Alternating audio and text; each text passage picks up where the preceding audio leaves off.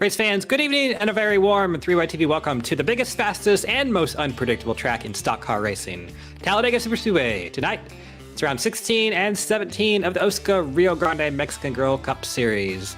I'm Cameron Rich here in the booth with Carlos Acosta, man in the cameras as always. One wrong move can trigger the big one, and one perfectly timed run can launch a driver from mid-pack to victory in a heartbeat. In true OSCA fashion, expect tight packs, bold moves, and non-stop action from start to finish. Last time out in Las Vegas, Austin Beers rolled the dice and hit the jackpot, charging to his 6th win of the season and continuing a dominant campaign for himself and Team Fenceline Motorsports. Of course, they actually don't lead the point standings due to a couple of spotty starts from the drivers due to real-life commitments, but they are there in second, and point standings-wise, Daniel Gore leads his teammate Noah Brown by 34 points coming into tonight, and then it's pretty close there on back from for Ziegel, Beers, and McIntosh there in the top 5. Actually, really all through the top 10, it's pretty close there. Staff, Watson, Capuano, Kynan Jones, and Dallas Mayan. We're kind of in the midpoint part of the championship this season, so we're getting a good picture of who the players are and who might be looking towards next year for a championship run. But definitely, I'd say any of those top 5 currently have a pretty decent, legitimate shot at this championship for as we go on into the latter half of the season. But track fact there, we know what Talladega looks like. It is the world famous quad oval, 2.66 miles. Like we said, the biggest and the fastest track in stock car racing. That's kind of a misnomer, but we'll roll with it here tonight. Open qualifying, so you're not seeing racing action just yet. These guys are qualifying. Well, guys and gals tonight, they are qualifying basically in a pack. So yeah, 15 laps and 10 minutes to set the fastest lap they can set in packs or otherwise, which obviously it's going to be set in a pack. And so it's kind of a all out, do whatever you want to do to try to get the pole here. Currently, Jake Scarborough's got it at 46.835, and you are hearing that correctly. We're in the 46s here at Talladega. It's not the 1980s again. We have a bit of extra power and a bit of extra weight for these cars tonight, thanks to the new iRacing changes they've made that allow us to do that. So another true OSCA fashion moment. Vic Bloom, Master of Chaos, has decided to change the cars up a little bit for tonight, and I'd have to say, great move in practice. It's been really, really exciting to watch. These cars are flying. They are moving around a ton, and honestly, if we do get an accident, it's going to be a pretty big deal, I would have to think. But less than 2 minutes left in the session, about a minute and a half to be exact, and I don't see a whole lot of huge packs out there. This pack of Westergreen, Zach Evans, and James Watson, they are apparently practicing pitting right now. Most of the rest of the field kind of sitting there on pit road. Noah Brown, Ty McIntosh, and Dylan Gooden, they are coming through the tri-oval right now to finish up a couple laps. On screen is Eric Ziegel. He is your 3rd place driver in the point standings. Couple wins on the season for him in his first.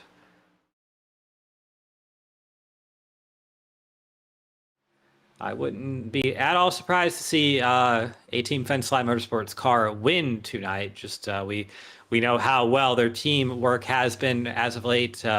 Austin Beers won the 2 marquee events of the season so far, Daytona and Las Vegas, partly due to great teamwork on his and his team's part there. There's Dallas Mayan finished up a meal before we get going here, checking his phone to make sure that the Huz has not texted. I don't know if he has a Huz, but 18 seconds left here. So I think we can go ahead and safely say Jake Scarborough will be your pole sitter. And Scarborough, the part-time driver on the season, we don't see him every week, but coming out here and starting exactly where he would like to, and that's position number 1.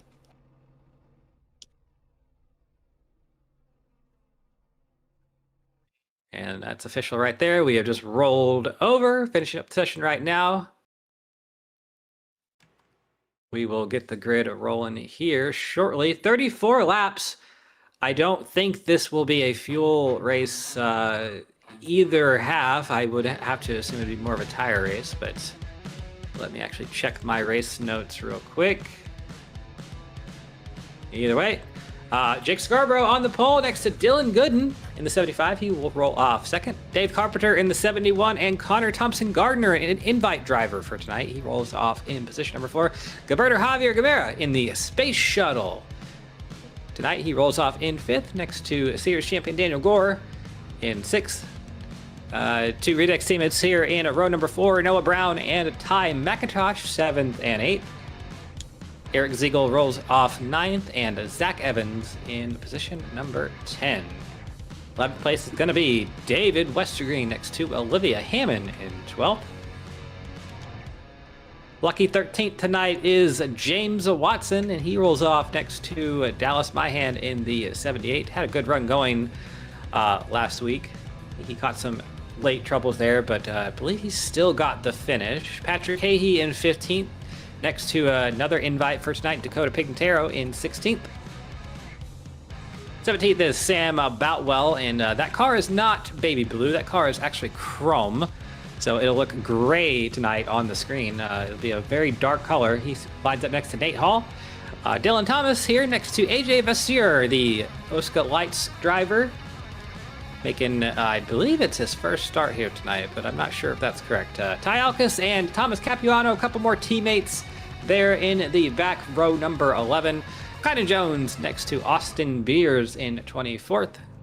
Ray Bracey, the last driver to set a time with a flying 1 minute 10.379 next to Darren Staff, and then the rest of the grid.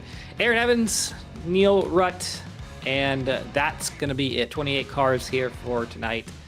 And as I've kind of already said, it's going to be a fast one. These cars are plus 10% power and minus 110% pounds on a standard Gen 6 race car. So I was hearing about 605-ish horsepower, and then about 3,100 pounds or thereabouts for the weight. So we essentially got some bloated super late models here with a bunch of aero and a bunch of power, which it'll be a fun one.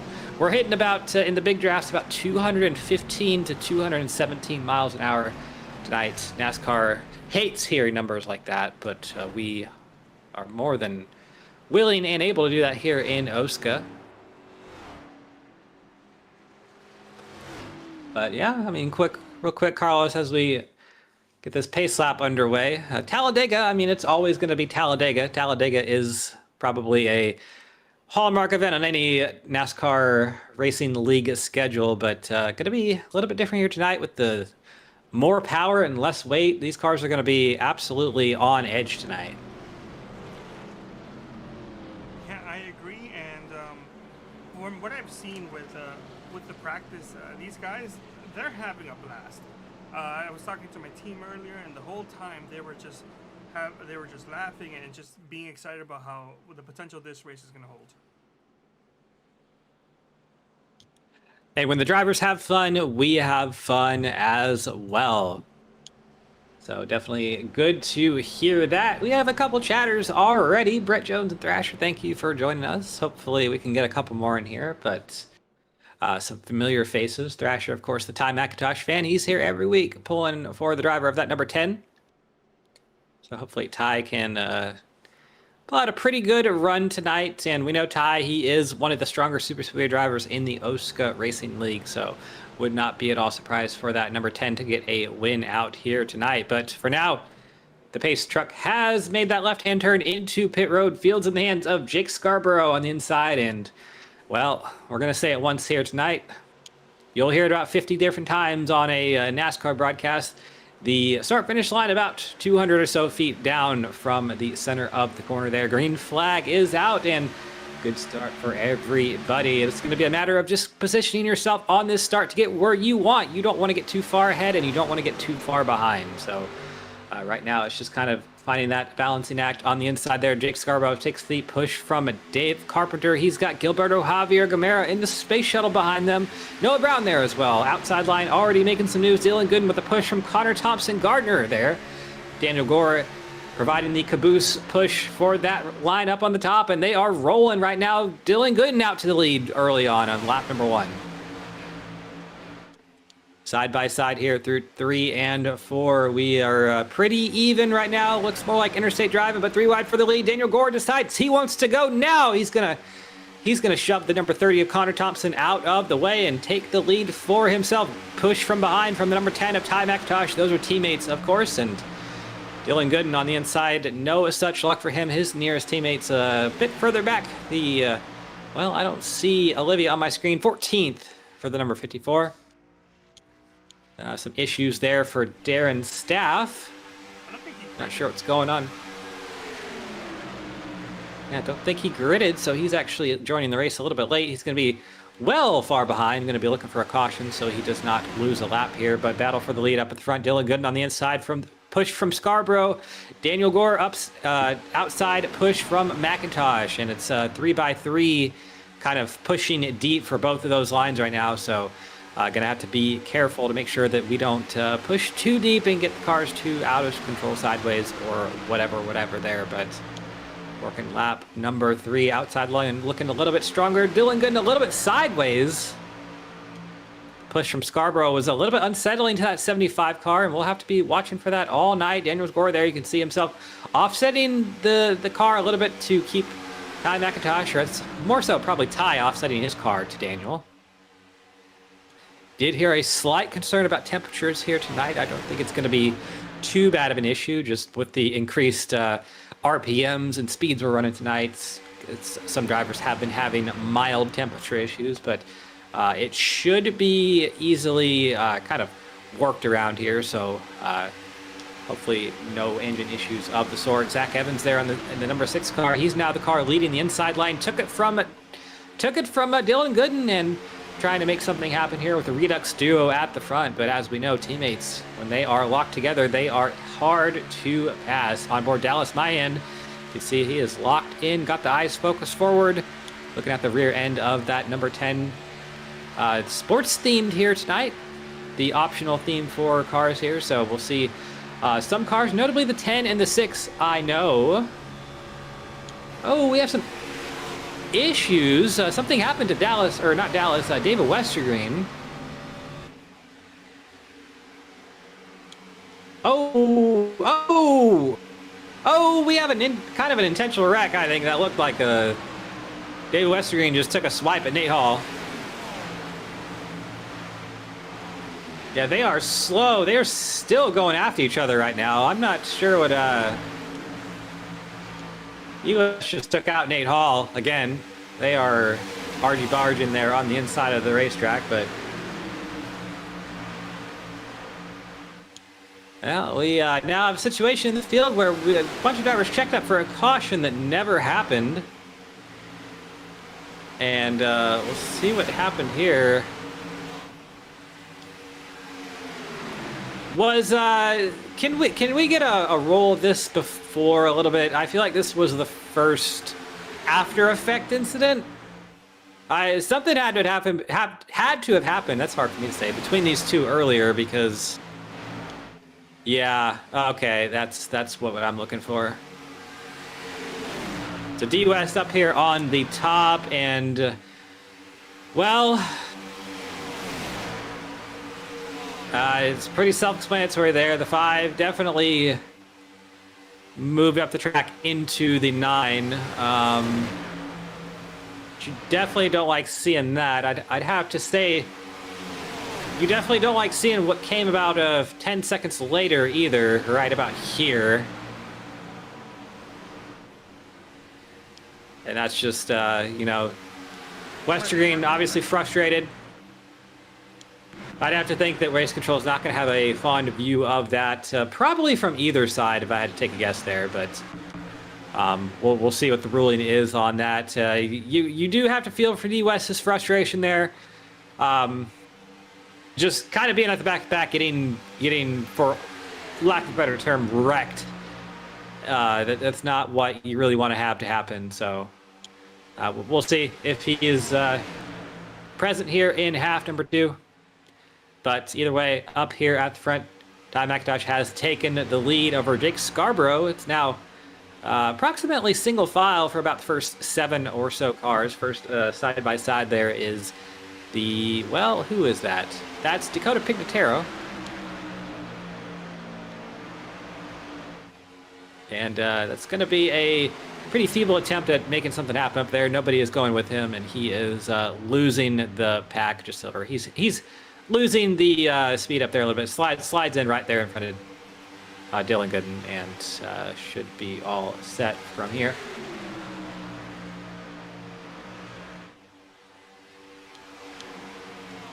Second pack kind of formed here. Noah Brown back to, it looks like Eric Ziegel back in 17th, so 11th to 17th, and there's a third pack there led by Sam Boutwell, it looks like, back to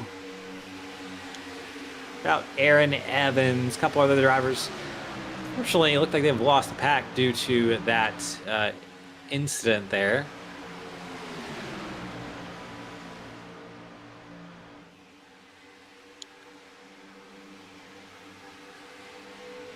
Saw David Westergreen here in the interview waiting room. Not there anymore, so I'm not sure if he still wants an interview, but well, we are here if he so decides so.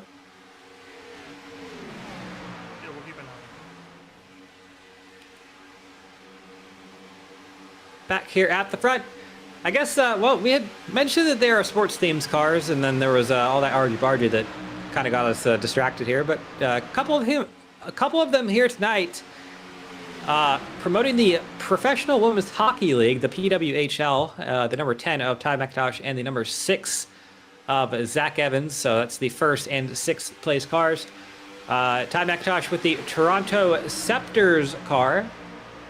So you can see the city line or skyline of Toronto there, making the base scheme of that number 10 machine.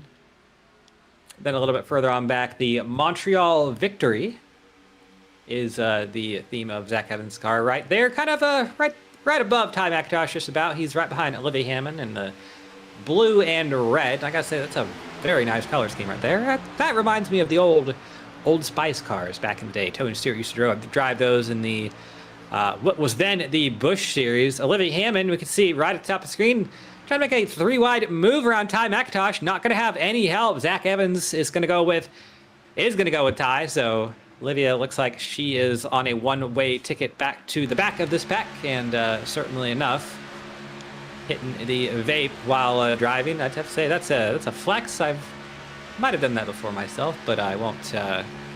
Well, is she mouthwashing the vape? Well, I haven't done that, but Why are you asking me? either way.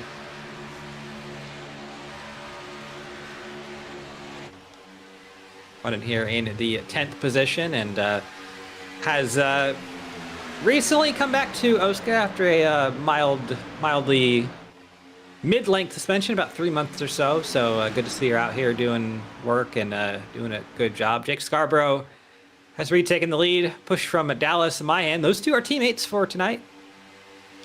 Actually, no, I don't believe those two are teammates. I don't think that's how that works this year. Actually, no, I am correct. Yes, the 77 and the 78. Those are teammates. Yes, they are. I still had 2025B in my mind there for a second, but yeah, definitely Jake Scarborough and Dallas Mahan are teammates, and another pair of teammates there, Daniel Gore and Ty McIntosh. They've been working really well there on the top side of the racetrack this whole race, so it's going to be hard to do something with them. But currently Scarborough and Mahan, bit of a push from behind from Carpenter as well. He might be the caboose in that train, but providing a good bit of momentum and energy to those two in front of him. See Ty McIntosh there, way out ahead, who decides to dump his teammate. Daniel Gore left on the outside of the lines there, and I think Ty, he might come up on the track. Nope, he's going to stay. He's going to stay there low on the inside to keep the push from Jake in the 77.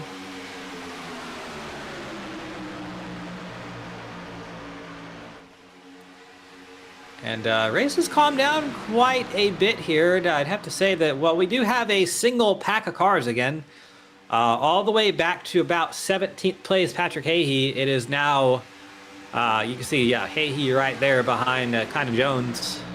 That's not Kynan Jones, that's Eric Ziegel in the 55. Kynan Jones right there. Yeah, that is our second pack, which there's, I see Sam Boutwell, I see Aaron Evans, I see Capuano. Connor Thompson, I believe. Yes, that's him in there as well. I don't see Austin Beers, though, so he must be... All the way over there. Yeah, oh, yeah, he is, Austin all the way in the back, pushing the number 14 of AJ Vasseur.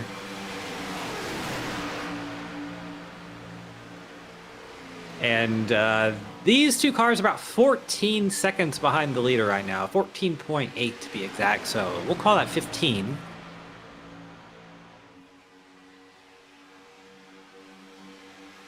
So definitely hoping for a caution here is the two Team Fenceline Motorsports cars. I actually don't know which driver the number 14, or which team the 14 drives for, but I believe that is a...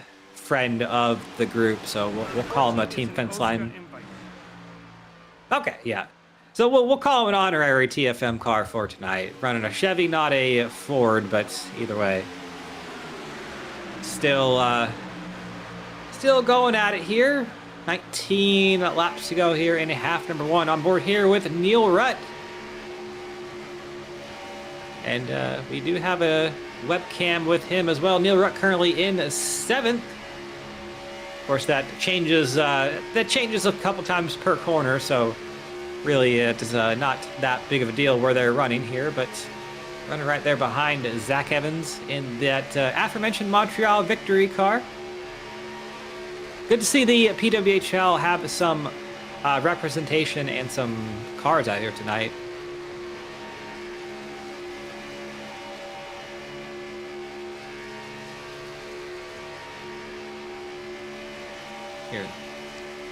Here and some drivers saying they are about to be pitting here. Ty McIntosh and Jake Scarborough, we'll be seeing them down pit road here within the next 2 laps. Assuming that will also entail the rest of the field.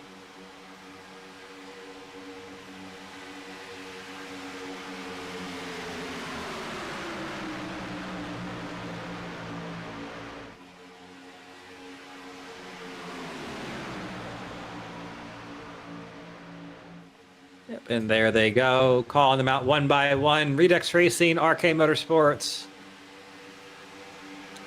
Team Fenceline Motorsports, all preparing for pit stops. There's Binks Designs. So this will be a critical point in the race here. We'll have to make sure that nobody gets a speeding penalty, spins out, anything like that. Pit stops under green at Talladega are always chaotic. You can see you have to come down from about 190 plus miles an hour down to about 55 miles an hour there at the pit entry.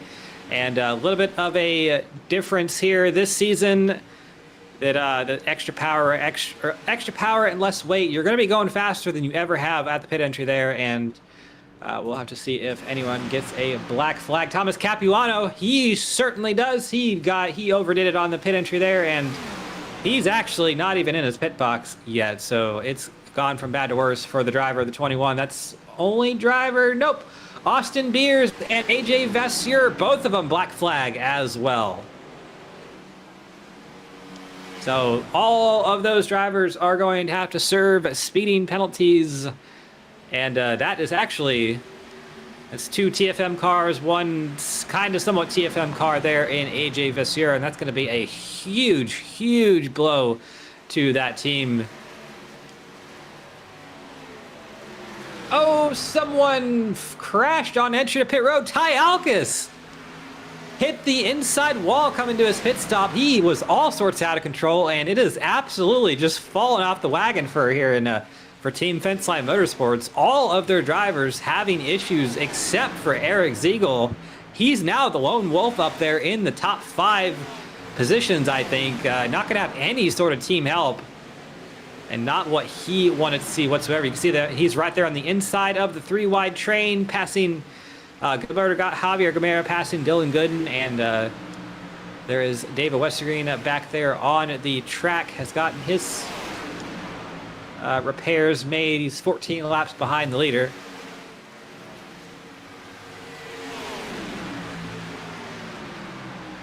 Everybody out of the pits, getting up to speed. Let's see if there's any more black flags. I don't see, so just the Team Fenceline cars there, and well, I think it was just the Team Fenceline cars there in AJ Vasseur. So 15 laps to go. Currently, the quickest driver to do all the pit stops and such is, I believe that's going to be Ty McIntosh. He should be the one that cycles out to the lead, is what I'm showing there, and certainly enough, there he is.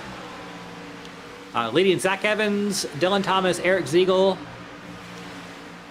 and, well, no, actually, that's Zach Evans, Dylan Thomas, and James Watson, but James Watson does not look like he is currently on the lead lap. No, he is not. Almost right.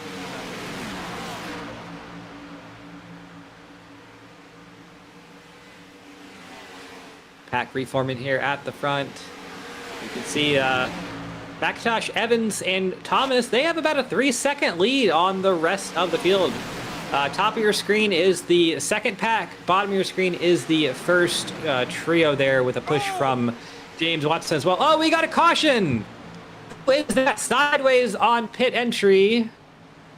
That is Noah Brown. Oh, his wheels spinning through the grass back onto the racetrack, and definitely has some damage, but I think the suspension looks more or less okay. Our first caution of the night here on lap 22.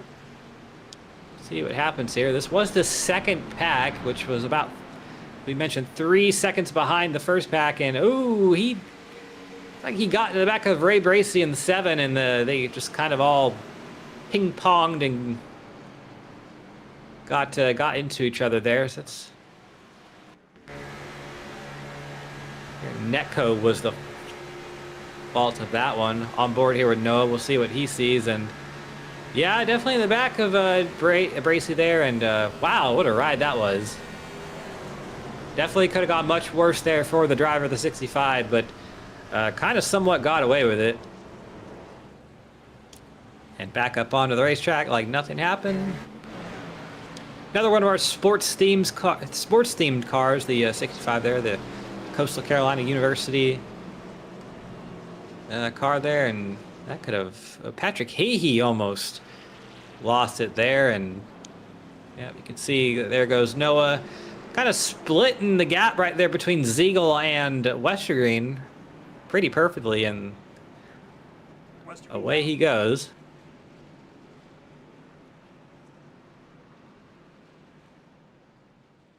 We got half the field pitting, a little more than half the field. I think only 6 drivers stayed out.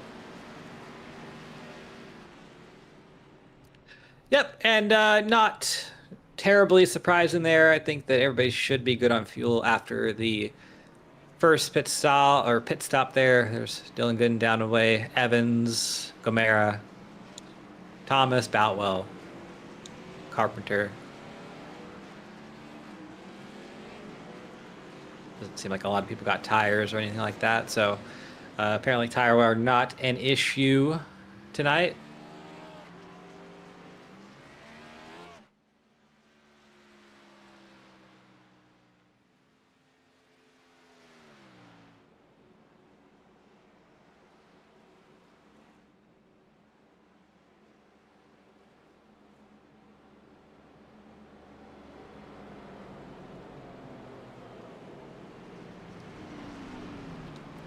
Well, once we get back around here for the to the start-finish line, we'll re-rack the field and see where we stand. I can tell you that Leader is still Ty McIntosh.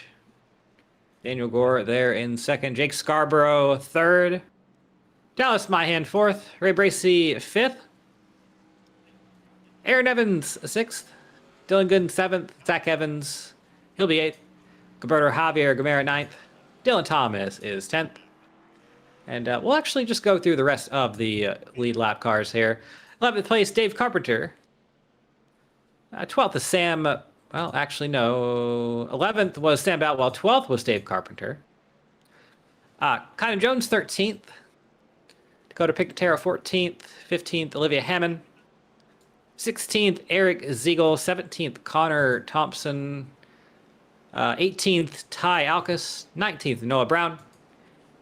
20th, Neil Rutz. 21st, Patrick Hay. 22nd is going to be, well, I can't find him, but it's one of the TFM cars.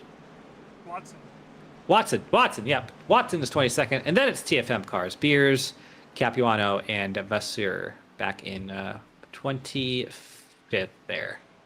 This is great for all the drivers that were either involved or had to check up on that backstretch issue with David Westergreen and Nate Hall in the start of the race. Yeah, that is a great shout out, Carlos, and I'm sure everybody kind of happy to see that if they were a little bit further on back, but I think some of the drivers here at the front also at the same time did not want to see that because now they have pretty much the rest of the pack to deal with as well. And instead of, I believe it was the 3-car pack that was slowly getting caught by the second pack there, but we're kind of back to square one here. And we will have just about 10 laps to go. Oh, I think I saw what happened. All right, let me know if that's better now.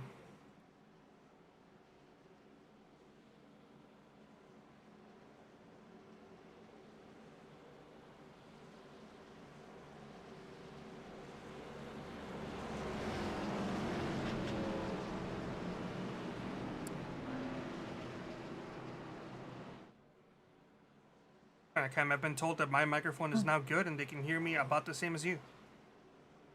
So I don't really know who wins in this situation. The viewers of 3 Wide TV, that's the real winners here, but going to have some green flag racing here in just a moment. Pace truck makes that hard left turn onto pit road. And we should have, like we said, just about 10 laps to go. I think 9 to be exact, really. Fields in the hand of Ty McIntosh there on the outside, his teammates on the inside. So right as we hit the start finish line, expect them to hook up together and get in line, which I think Ty's doing right there. There, enough he goes.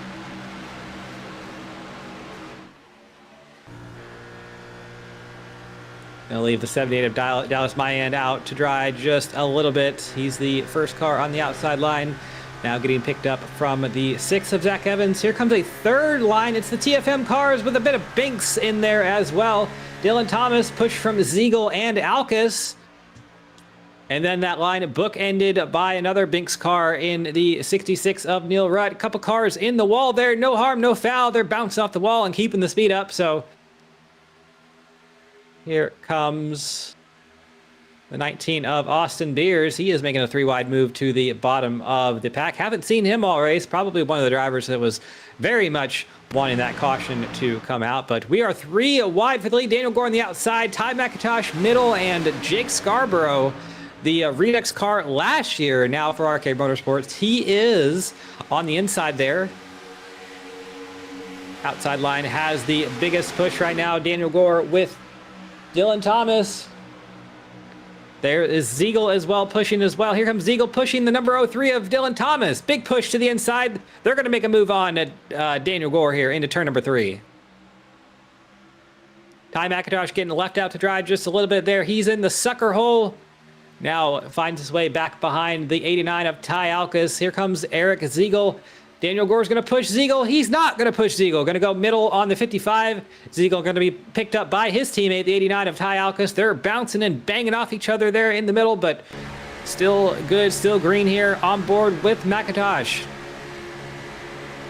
Lots of these drivers pushing up a little bit in the corners. The increased cornering speed probably throwing off the 3 wide and just general judgment you'd have with cars like this at Talladega. You definitely, if you do it enough, you'll know what kind of speed you enter the corner at. And if we make drastic changes like we did tonight, that might be off kilter just a little bit. But Ziegel still with Gore on the outside.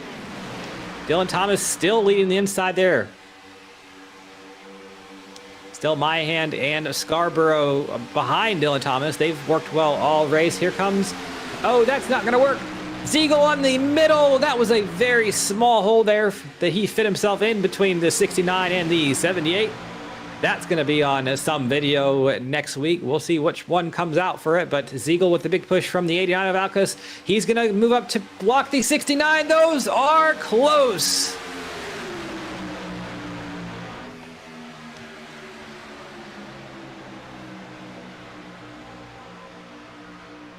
They are all over the place, juking and weaving in the back of the pack. We have the makings for a 20-some car wreck here at Talladega, but we'll see if we can keep it green.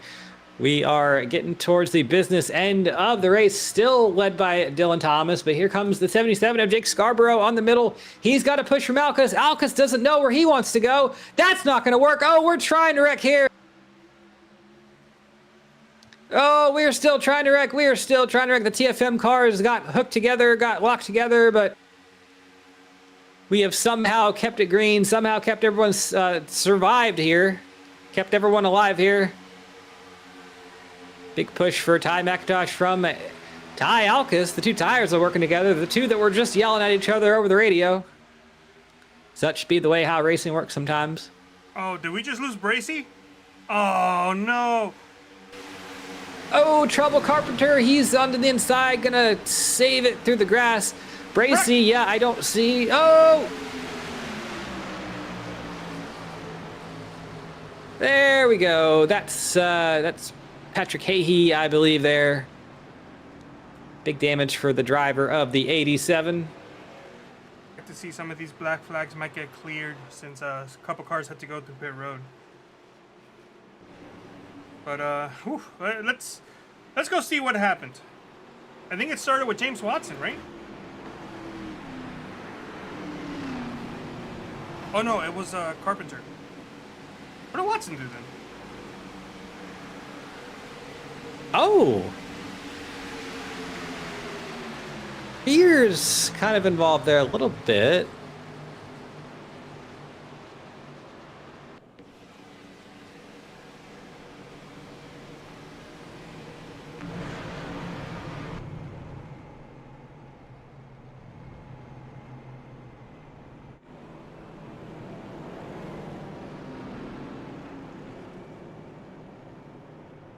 Oh, so what actually happened was Ray Bracy.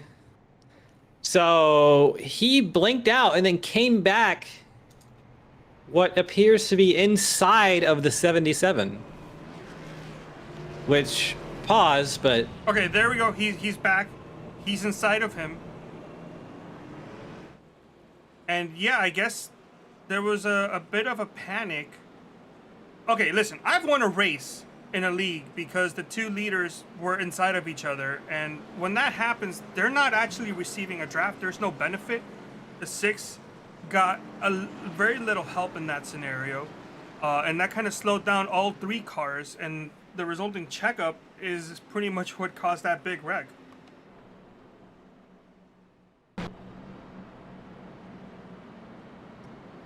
Yep, and I'm watching it again here. Gooden and Olivia Hammond involved. Gooden went for he got right reared by Beers there. Just kind of a weird situation all around. And unfortunate for, we know Ray Bracy's computer issues. I mean, we've seen them many times here on 3Y TV. It's a good thing that it came back.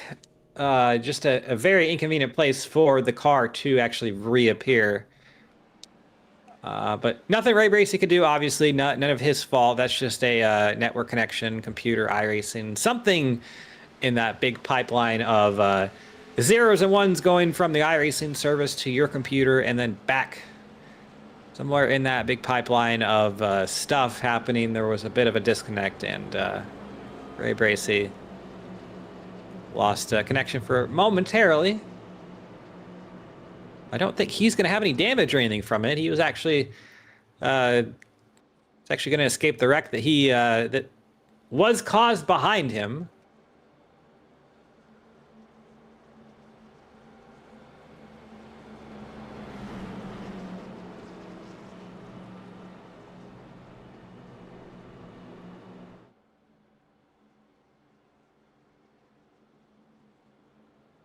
But generally speaking, second caution of the night here in 34 laps. It's been relatively clean for the prospective chaos we could have had. But let's go ahead and while we are getting to the start-finish line here, we should be getting the double-up signal from the race control. So let's go through the field real quick. Leading is Ty McIntosh. He's the blue car on the outside, and second is Ty Alkus. That's the not blue car on the, well, now on the left side, but he's on the left side of Ty there. Third is going to be Dylan Thomas on the inside. Fourth, Eric Ziegel. Fifth, Dallas Myhand. Sixth, Daniel Gore. Seventh, Neil Rutt. Eighth is, well, actually, eighth is Neil Rutt. Seventh is Aaron Evans. Kind of got a little bit messed up there due to my timing being a little bit goofy. Gilberto Javier Gamera, he's ninth. And then 10th place is Jake Scarborough right there.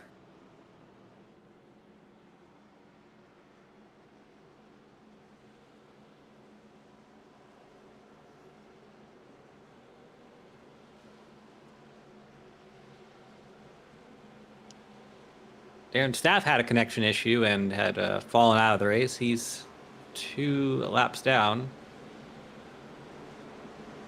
That's a shame. He was in line to get his to get back on the lead lap, either through Lucky Dog or through Wave Around. And unfortunately, he's going to find himself a lap further than where he wanted to be. 2 laps further than where he wanted to be.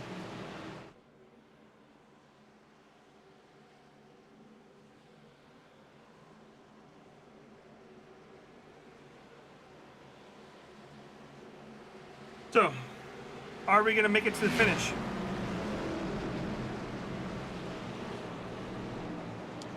Currently hearing race control discussing something to do with Darren here. He got his lap back. He may get another one. They're going to delay the green here to get Darren back around, and he'll be at the back of the field on the lead lap. I think that's going to put us into green white checker territory, though, which is fine.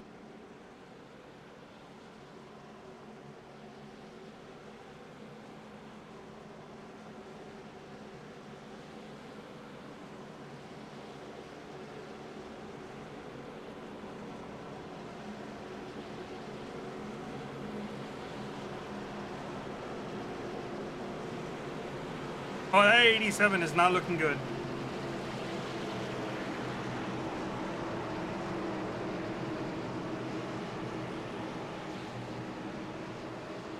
All right, one more lap of pacing here. See the 87 of Patrick Hahey having all sorts of issues with that car. I mean, we're talking about something that looks more like what was the year, 2018 or 2019 or so, when Stuart Haas showed up with 4 cars that were all trimmed out, skewed out to the opposite way that we normally see them. And they pretty much led every lap of the race, and it was a big stink fest. But that's what Patrick Hahey's car kind of looking like there.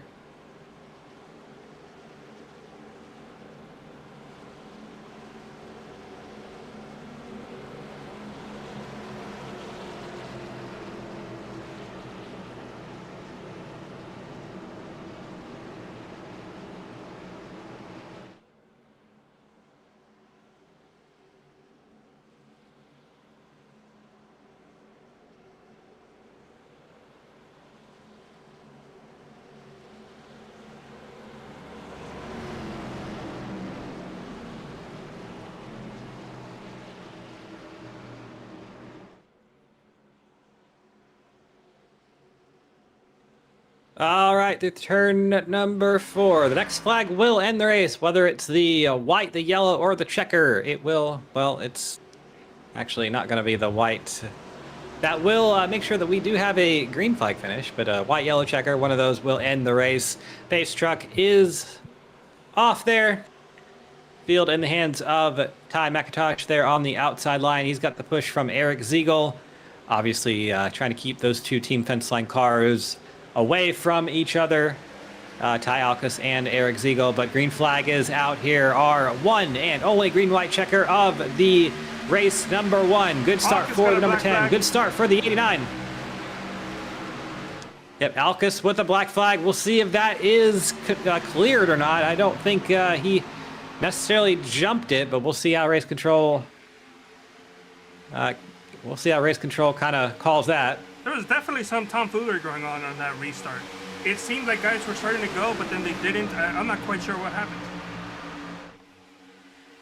Yep, hearing that he may have gotten pushed by the 03. We'll have race control kind of look at that and see what they think about that. Hey, actually saying that he is going to be pegged for that penalty, so we'll actually pause once again, but definitely gonna have the jump penalty here for Ty Alkus. Last lap, white flag is out. The leader is Ty McIntosh. He's got a big push from his teammate, the 69 of Daniel Gore.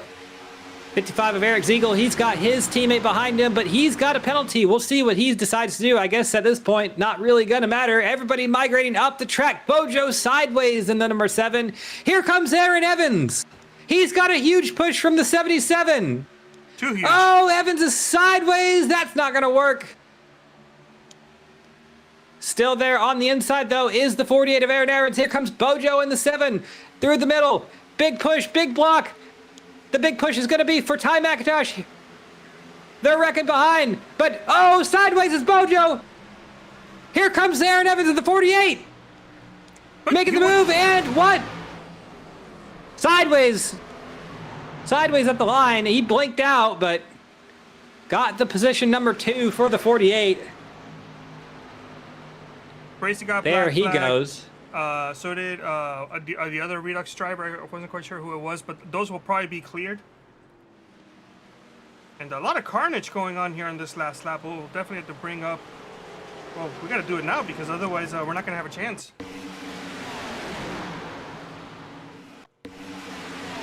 Yeah, parking lot situation here. I reckon everyone in the back just about. See Hammond. I see Gooden, Carpenter, Connor Thompson, AJ Vasseur, Nate Hall with a ICBM into the accident. All right, well, that we have 10 minutes of warm up here.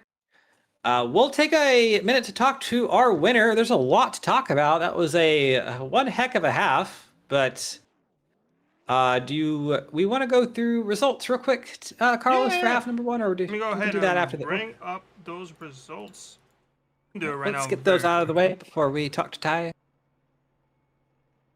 And there we go. Ty McIntosh, Aaron Evans with his best ever OSCA finish there in 2nd place. Jake Scarborough comes home in 3rd. Austin Beers 4th. Sam Beltwell with a good top 5 for the number 47. Dylan Thomas comes home 6th. 7th is Zach Evans. 8th, Neil Rutt. 9th, Eric Ziegel. 10th, Daniel Gore. 11th, James Watson. 12th, Darren Staff. 13th, Kynan Jones. 14th, Gilberto Javier Gomeras. 15th, Dallas Mayan. 16th, Dave Carpenter. 17th, AJ Vasseur. 18th, Patrick Hahey. 19th is... Gotta pull it up here again. Trying to refresh. Gonna work. There we go. Connor Thompson. 20th, Dakota Pignataro. 21st, Ty Alkus. Last car on the lead lap. 22nd, Dylan Gooden. 23rd, Ray Bracy. 24th, Noah Brown. 25th, Thomas Capuano. 26th, Olivia Hammond. 27th, David Westergreen. And 28th is Nate Hall. And just want to reiterate something you said just a minute ago, Carlos. Those are super unofficial results. We would expect some of those black flags at the end to probably be cleared. That's not going to take away finishing positions from the drivers who got it. It's just going to add points to the drivers who lost them. So that's kind of how that will go. So I'll go ahead and Jake's down there in the interview waiting room. So we might hear Ty saying a naughty word. There he is, Ty McIntosh. Cam in the booth. Got a copy? Gotcha, buddy. Well, that was a pretty good little race there. We had some green flag running there, and then at the end, all hell broke loose, and then we didn't know what the heck we were doing. But apparently, you're Darren's staff now, according to Carlos. Tell us about your race. Yeah, dude. I mean, that was just crazy. I wasn't expecting that to play out at the end the way that it did. To be honest with you, Dan and I kind of had a plan on that restart, and that was to separate Ziegel and Elkis. And then Dan was going to try to stick with me, and it got a little messy. Dan got hot. I told him to go low if he needed to, and then Ray had a push, and Ray was trying to push me. And then, I don't know, it was kind of weird, because, like, obviously, like, when we're all teammates coming to the line like that, I don't know, I expect us to race each other, but I kind of went through, not a block, but, like, Ray kind of hit me, and I was moving down the racetrack, so then it kind of, like, shoved him down at the same time, so it kind of bumped him into Dan there, and that was just awkward. But yeah, no, I wasn't expecting that, man. I love plate racing. This is probably one of my favorite things to do. It's just the most, your adrenaline's up there. You got to make all these quick time decisions, and man, it's just a blast. Yeah, no, we mentioned that you know how to do these super speed races pretty well. With the horsepower and weight changes out there tonight, we were obviously kind of making a note in practice that it looked like the cars were moving around a lot, and the runs were huge. Once we got to the race, though, it calmed down just a little bit. It seemed like everybody, at least for the first half of the race or so, kind of lined up and minded their P's and Q's. What did you feel out there kind of in that regard? How is it racing with the changes? So honestly, I think the biggest thing for us, and it was kind of a problem at Atlanta too, so I don't think it's necessarily a horsepower problem, but the temps were getting up there. Like, I know Dan getting hot as quick as he did, I think a lot of that could be just due to the horsepower, but we're also, like, really packed up, and they move around a lot for sure. It's definitely a little lighter with the weight change, but the pushes are huge. The runs are absolutely massive. So it's kind of insane, to be honest with you. I don't really know how to explain it, but it's like, it's awesome. I mean, I applaud Vic on this decision. I know it was very spur of the moment and it was random, but it is an absolute blast and everybody's having fun. So this is awesome. And a rare OSCA moment there where everybody is seemingly having fun. Well, I think I could probably think of one person who's not having fun. And we almost interviewed him, but either way, starting 15th here in half number 2. You'll be starting behind an old teammate there in Jake Scarborough. So what's your plan to get through the pack, or what's your plan to get through the pack here and get another dub? I mean, I think a lot of it is going to be trying to use the top as much as possible. The bottom's there, but the ability to get on somebody's door and take the air away from them and pull them back is overpowering. So just gonna be trying to work my way through there, try to find a teammate and help them get up there. I know Dan and Ray, they died on the sword for me that time, so I owe a lot to them. And just want to shout out Aaron, man. Aaron had a hell of a run there, and glad he's racing tonight, and glad he got him a good finish. So yeah, P2 for Aaron Evans, best OSCA finish there. Almost thought he was gonna have it there at the end, but you held him off. But either way, 4 minutes left here in the warm-up. Go do what you need to do and get ready for this half number 2. Good luck, and go put on a show for us. Yes, sir. Thank you. Go Scepters. Cam, I think Vic wants to have a word with us. Go ahead and bring him up. Don't pull me up here. Why are you interview waiting then? Because I'm talking. Never mind, Cam. With the channel that's dedicated for us to know that they're ready for an interview, and he doesn't want us to pull them up. That's a Vic moment right there. Either way, we got 3 minutes left. I'm gonna take a short break myself. I'm gonna go give some food to my cat and give some love to her as well. Give her unsolicited kisses and all that. So we'll be back for the start of half number 2 here. And I guess enjoy the enjoy the little reverse race going on. We will be back.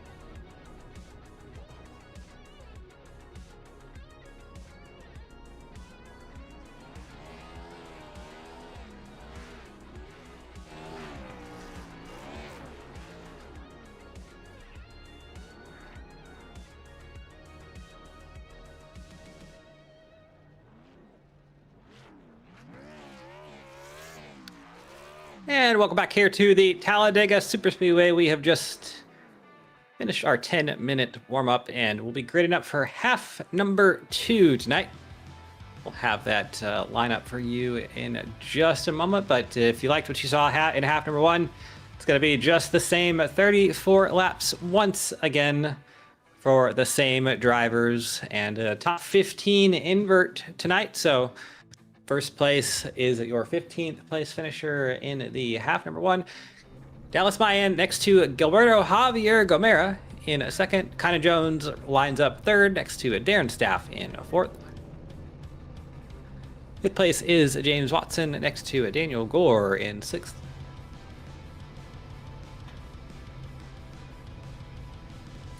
Seventh place, Eric Ziegel next to Neil Rutt in eighth. Ninth place, Zach Evans next to Dylan Thomas in 10th. 11th is Sam Boutwell in the Tom Bolin 4 next to the number 19 of Austin Beers in 12th. Lucky 13th for race 2 is Jake Scarborough in the 77 next to Aaron Evans with a career best OSCA finish in 2nd. He'll line up 14th. Race winner Ty McIntosh, he lines up 15th next to Dave Carpenter in the number 71. AJ Vasseur in the number 14. He lines up 17th next to Patrick Hahey in the number 87. Connor Thompson Gardner in 19th next to Dakota Pictatero. Excuse me, he's in 20th. 21st is Ty Alkus in the 89 next to Dylan Gooden in the number 75. Ray Bracey and Noah Brown.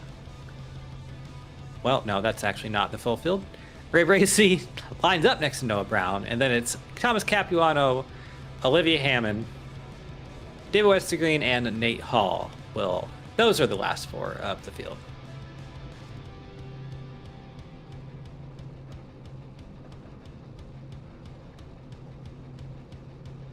All right, your 28 cars here for half number 2. And no race sponsor for tonight. It's just the Talladega 180 is our event name.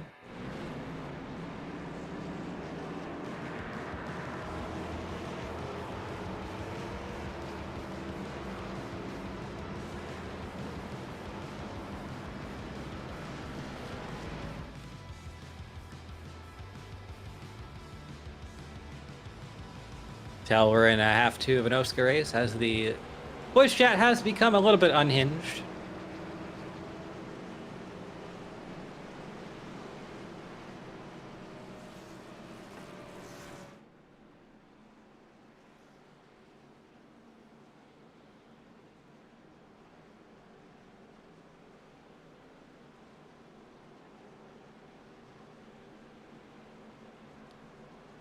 A couple of new chatters in the chat. I see Eric Ziegel's wife. I see Aaron. I see Johnny Eckert. Muscletone 718. Thank you all for joining us. 34 more laps of Talladega action. And half number 1 was a mixed bag of everything you love about racing. Probably, maybe. If you do love racing, you probably enjoyed it. If you didn't love, or if you don't love racing, why are you here? But hopefully we can make you a racing fan.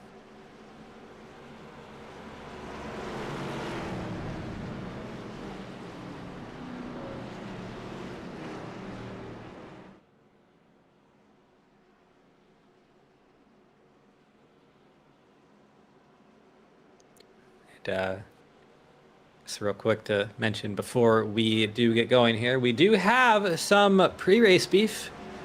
65 of Noah Brown and the 54 of Olivia Hammond. Excuse me, I can't do names tonight, but they were going at each other, kind of yapping, jawing at each other a little bit while ago for this second half. So we'll see if that boils over into the on-track action. Hopefully not, but there we go. Green flag out for half number 2. Good start on the inside for the teammates, Dallas Mayan and Kynan Jones. Also a good start for the outside. Not so hooked up there, but Gilberto Javier Gamera, he got the faster start. He's going to nose ahead into turn number 1. See if Darren's staff can do something with that 99. It's 3 RK Motorsports cars there up in the top 5 currently.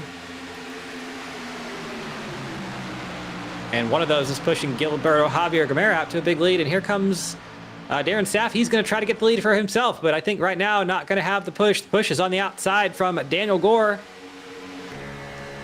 A couple of Binks Designs cars behind him, Dylan Thomas and Neil Rutt.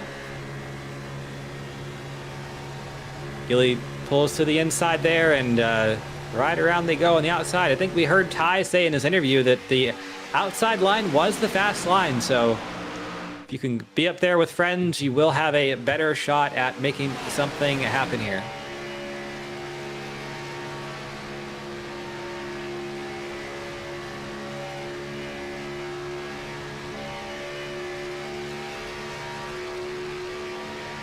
AJ Vasseur, he has retired from the event. He will not be taking part in half number 2, but on board here with Neil Rutt down the backstretch. You can see these the engines screaming away. They're pulling about 200 plus, about 205 to 208 miles an hour into these corners here. And just for context, it's about 10 miles an hour quicker than they would normally be. So just a lot more going on. Things happen a lot quicker when you're, oh, trouble there. Pig Notaro is sideways.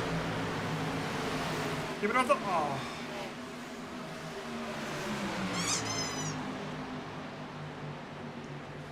Just some Go on board with here with Pignataro. I don't think it was a huge hit here, but Check. yeah, he just gets hit from behind and goes spinning away like a top right there.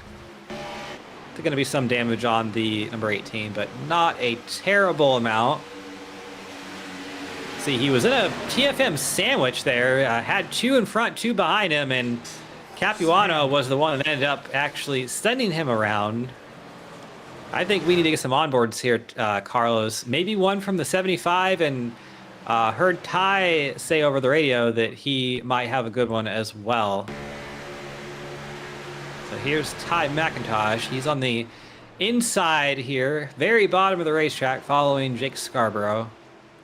Can't see anything going on to his outside. You see right about here is where they're going to run into each other.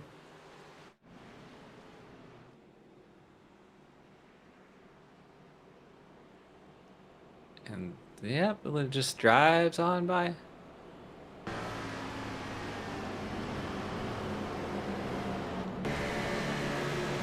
Who else did you say? The 75 would be the second. Feeling good. Oh. Yeah, he definitely made contact. I can't see the front end. Let me, I want to say he doesn't have any damage on it. It's definitely. Oh, yeah. Got a bit of a center punch there, but could have been a lot worse, I think, for him. But we'll see if he can get that fixed up and how competitive that machine is afterwards.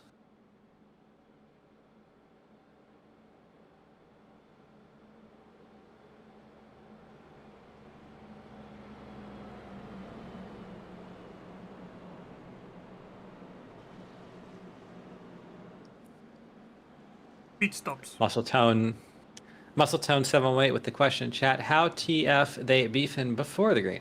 Now it wasn't anything to do with this race really. It was between the races. It was they were beefing about half one, just in the space between half one and half two. So presumably nothing yet here for half two, but we'll see how that kind of transpires here.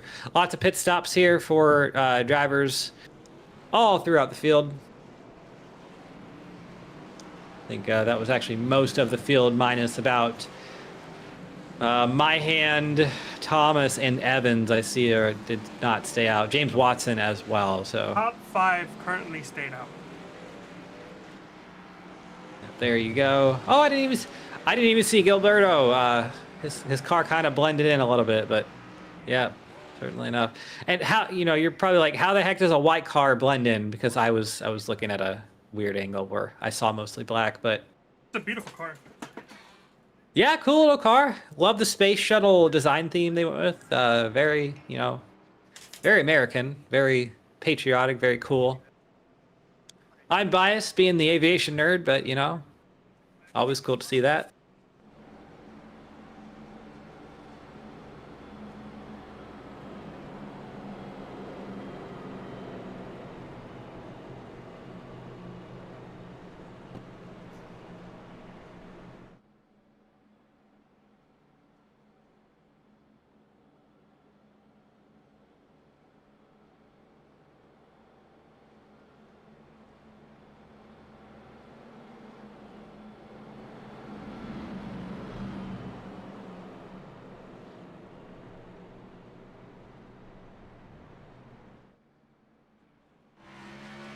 Dakota has finally left their road back on track. On the lead lap, so everyone who started tonight's second half is still on the lead lap. Yep, and it looks like looking through the field a little bit, Dylan Gooden, he has gotten the car fixed. No longer center punched.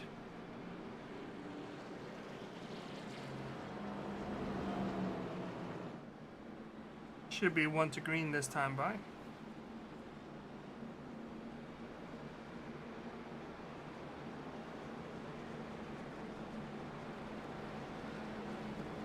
We are 1 to green. All right, and let's get quick little re-rack of the top 10 here before we get going green. It's Gilberto Javier Gamera. He is your leader. James Watson, Dylan Thomas, Dallas Myhand, Zach Evans, top 5.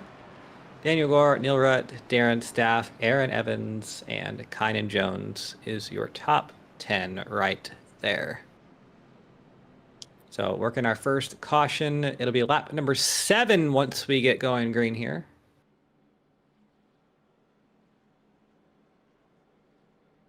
Race control deemed the last caution was on the 89 of Ty Alcas, so he received the end of line penalty.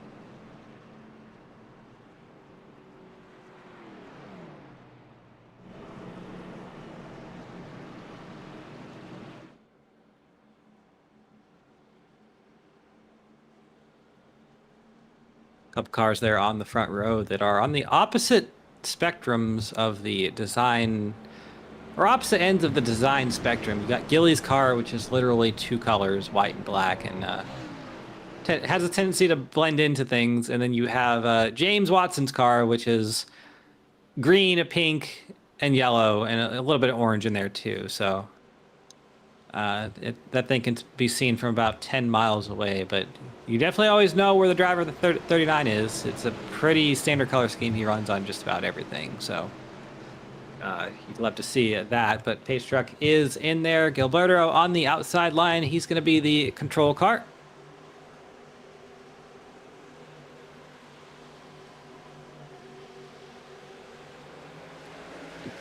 Green flag is out. The two on the front row there were teammates, Watson and Gilly. So we'll see if Gilly decides to make the inside move and get in front of his teammate. Sure enough, he does. And here comes Dylan Thomas with the 69 of Gore has been very quick on these restarts. He has been immediately getting his front end into the rear of someone else and pause.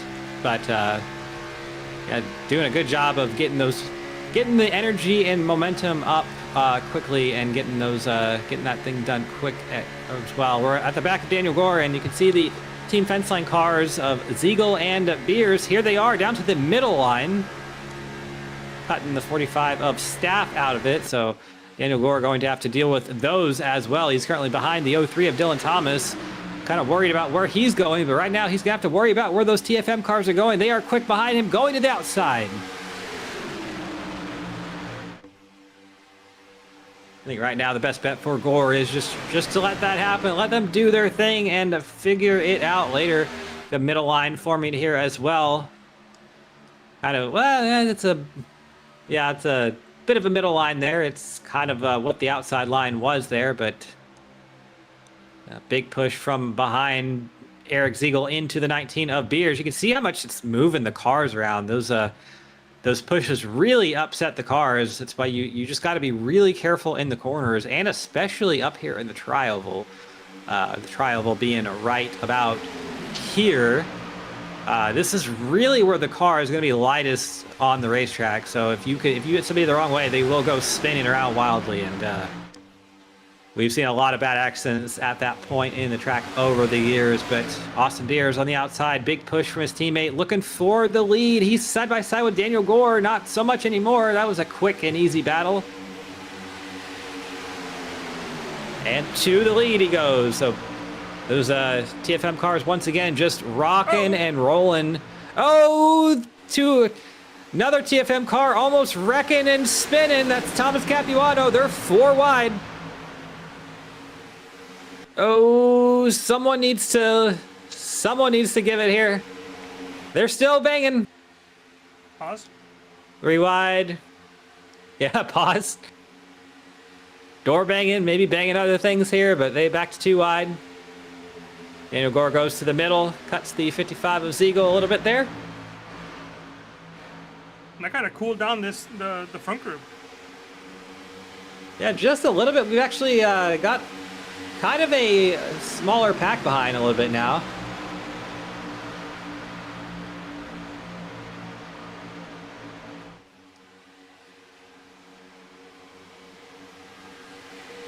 Well, as I say that, everybody's kind of wadded back up, so that was short-lived for about a half lap, and we are back to 3-wide racing here. You saw the onboard there from Westergreen.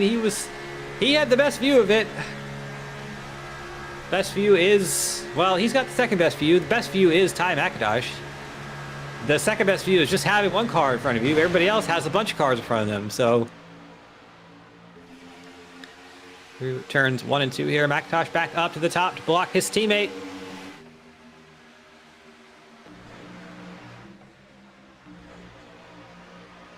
Outside line kind of just seems to be the quicker line at the moment here, but Jake Scarborough, he's pulled down in front of David Westergreen to try to make something happen in the middle. There's Olivia Hammond as well. She is the lead car in the middle line right now. Jake Scarborough goes to the top. David Westergreen decides to try to help the 54. Comes Darren Staff trying to make something happen as well.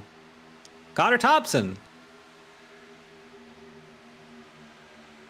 Oh, that was an uncommitted move. That was almost a big oopsie from either the 65 or the 45. Would have been on one of them, but they kept it straight, kept it together.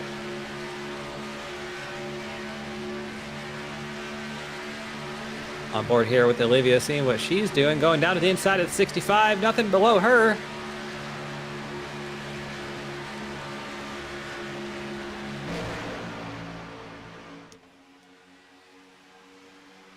Looking for 3 wide for the lead. Once that 54 gets up there, I think it's going to be a battle. She's got a good push from behind. 78 of Dallas Myhand. He's been one of the good ones all event at the pushing. Not quite yet, though. Still a battle between the Redux teammates, 69 and the 10. Daniel Gore goes down to the very inside. Now he blocks the middle line.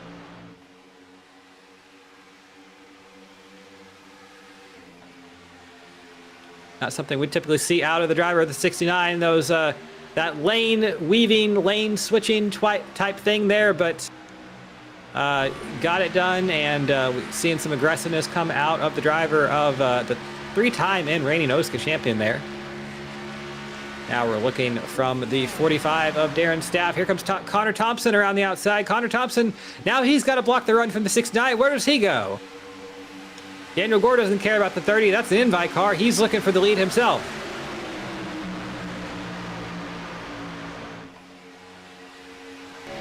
Three Redux Racing cars there on the outside. Connor Thompson, probably a bit of a sitting ducks here on the inside. No teammates for him. See, one of the Redux cars already passed. There's Noah Brown. There's the second one. And then Ty McIntosh, the third one. But Connor Thompson doing a good job of hanging right there on the inside line. Got a pretty good push from behind. That's the 45 of Darren Staff. Kind of emulating what we saw in half number 1. A little bit more wild. Oh, David Westergreen was sideways there.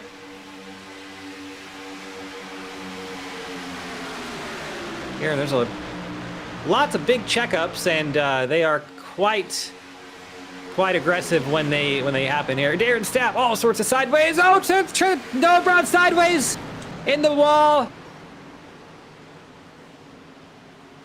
David Westergreen, saw him get hit. There's Sam Boutwell right involved. That really could have been a much larger accident, but somehow it was probably going to be about 2 or 3 cars with damage that is actually in needing of repair. See what the replay has to show us.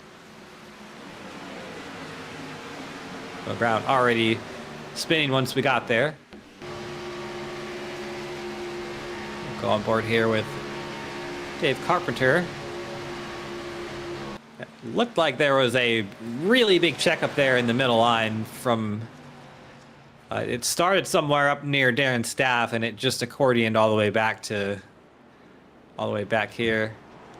Ooh, Dave Carpenter actually did get hit sideways. Did he get saved?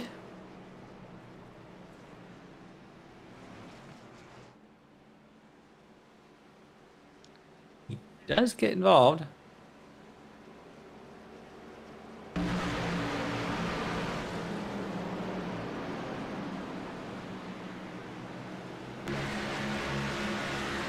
see the on board there from the back of the 45, and just a huge stack up. Literally the definition of accordion effect in racing right there.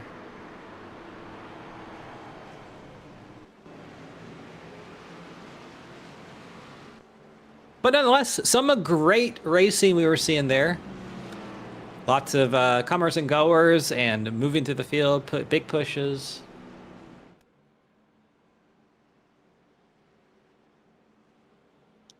Tristan Millette in the chat now, so former OSCA driver himself, I do believe, former Daytona winner Tristan Millette, so welcome, welcome. One of your former drivers there, Carlos. Yeah, first race for Arcade Motorsports, the first 2 laps, and he swept them.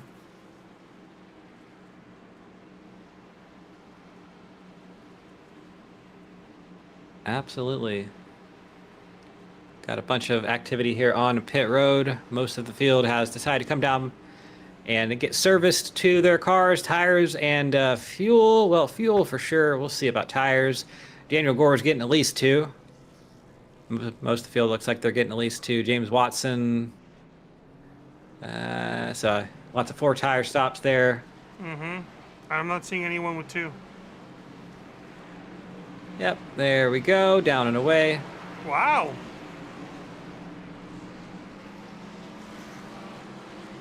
Olivia Hammond with a... Both yeah. pit stop time and pit lane time was about a second faster than a lot of everyone else. So an excellent pit road execution by Olivia Hammond. Absolutely good for her. She comes out in first position. Darren Staff, or that's not Darren Staff, that's Dallas Mayan, the other D driver. Pause. We need to stop this tonight. Dallas Mayan, he's second there. Ty McIntosh third. Looks like Darren Staff will be fourth. Jake Scarborough fifth out of pit road.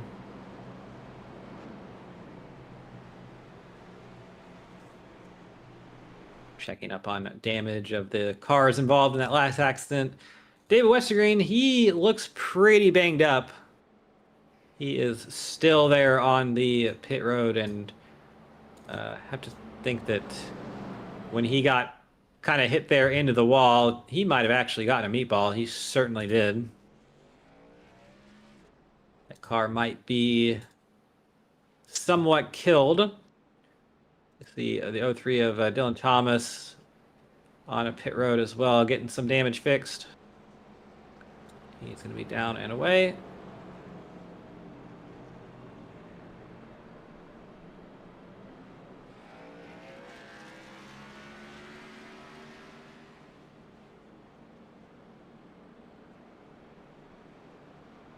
Couple more drivers entering pit road once again. I'm thinking maybe they're trying to save as much fuel as they can. Yep, absolutely. I would have to say that is spot on, Carlos.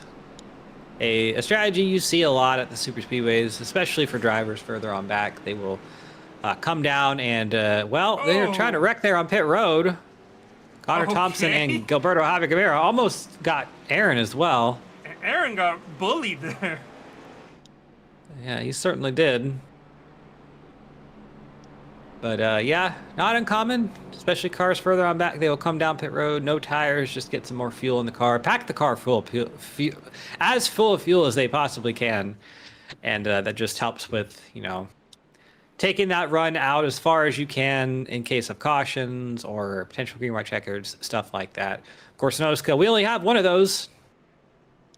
So we'll re-rack the top 10 here real quick after those pit stops. Olivia Hammond right there. She is your leader in the 54. Followed by Dallas Myhand, Darren Staff, and Jake Scarborough. A couple, well, not a couple. That's a trio of Arcade Motorsports cars there. Second through fourth. Fifth is Austin Beers. Sixth, Eric Ziegel. Seventh, Ray Bracey. Eighth, Patrick Hahey. Ninth, Ty Alkus. 10th place is James Watson. And 26 cars still on the lead lap, all the way back to Noah Brown, who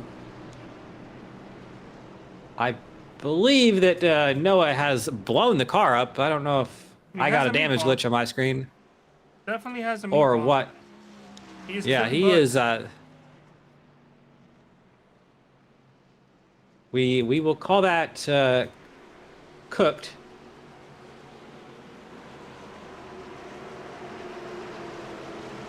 I'm thinking maybe a money shift.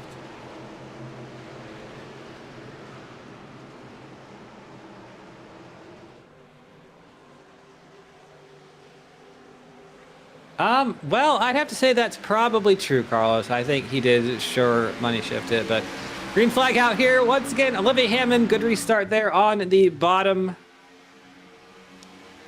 Yep, that is a money shift from Noah Brown, a classic right there. With the second one this year? Or second? He has blown the Back-to-back motor seasons. up. Can always count on one of those from Noah. At least one of those a season from Noah here. But around the outside, the RK Motorsports Brigade has hooked up, and they are 1, 2, and 3 right now, right around the outside of Olivia Hammond. Gonna drive around here like she is standing still. Not much she can do right now. She's gonna have to tag on to some other group if she wants to get out of that sucker hole hell right now. Pause. Talladega always has, we got to stop doing that. But here comes Patrick Hahey on the inside, 87. We saw him hard wreck there in half number 1, trying to get a better finish here in half number 2. Caution, Oh, caution. we got a caution. I am not I seeing think what for, though. 03 Dylan Thomas, I see him in the wall.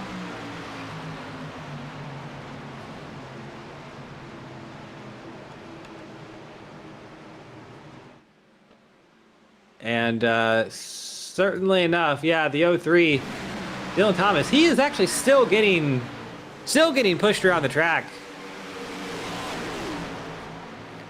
And just got tossed off by Kynan Jones. Yeah, that's a hard hit for the 03 of Dylan Thomas. And let's just stay right here, Carlos, for a little bit. Can't say Because he got tossed Kynan off. pushes Dylan. What was that? Nothing. Move on. Oh, okay, yeah. Kind of pushes Dylan all the way halfway down the backstretch here, and then as we kind of get into turn 3, just yeets him off. See that here in just a moment.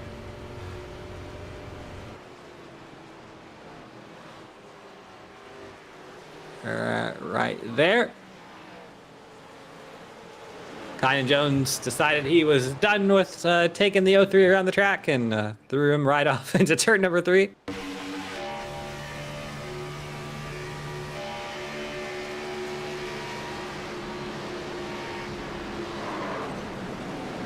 Ooh, big hit. That is a wild ride for Dylan Thomas there.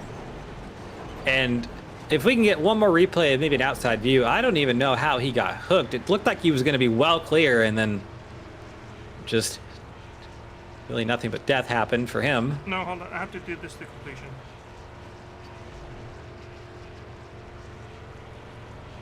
Yeah, this is on board that deserves to be finished out.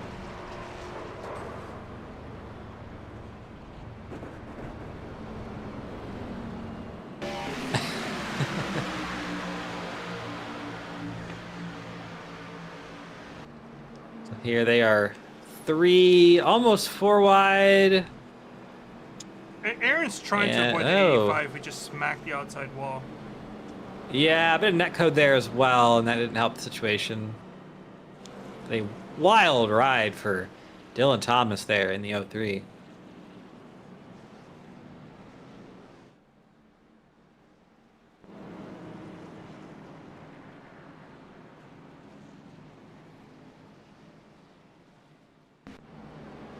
Kind of a mixed strategy. Half the field is pitting. Just to really make sure they can make it to the end.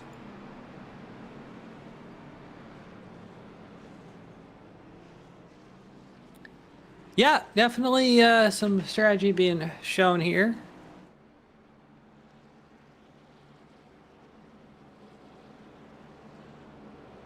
Be interested to see how well on fuel some of these cars up at the front are, but believe that we have actually matched our caution count from half number 1.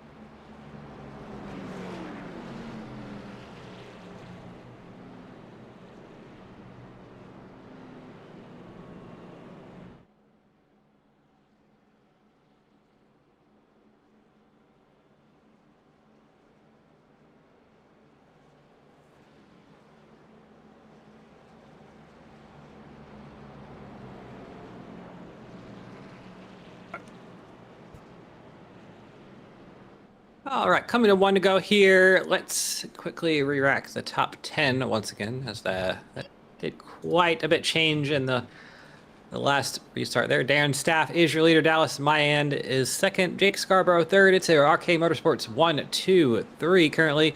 Ty McIntosh fourth. James Watson is fifth. Patrick Hahey sixth. Olivia Hammond is seventh. Daniel Gore eighth. Connor Thompson Gardner in ninth, and Dave Carpenter back there in 10th. Actually, real quick, so we got some time. Let's just go ahead and roll through the rest of the lead lap cars. 11th is Sam Boutwell, Red Bracey 12th, Zach Evans 13th. 14th is Dylan Gooden, 15th Nate Hall, 16th Gilberto Javier Gamera, 17th Eric Ziegel, 18th Dakota Pictatero, 19th Austin Beers, 20th Ty Alcus, 21st Thomas Capuano, 22nd Neil Rutt, and 23rd Aaron Evans. We have one car, one lap down. That's Kynan Jones in the 85. On the pit road, presumably making repairs to that machine after taking the 03 of Dylan Thomas for a bit of a field trip down the backstretch.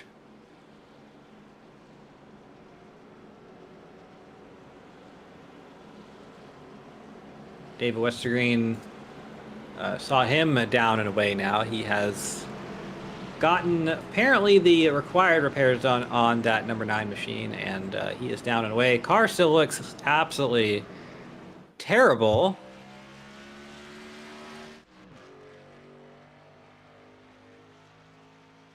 But it is running, so that's kind of that's good to see there. Gonna have about 11 laps to go once we go green here, so a little sprint to the finish here. Hopefully we can keep it green.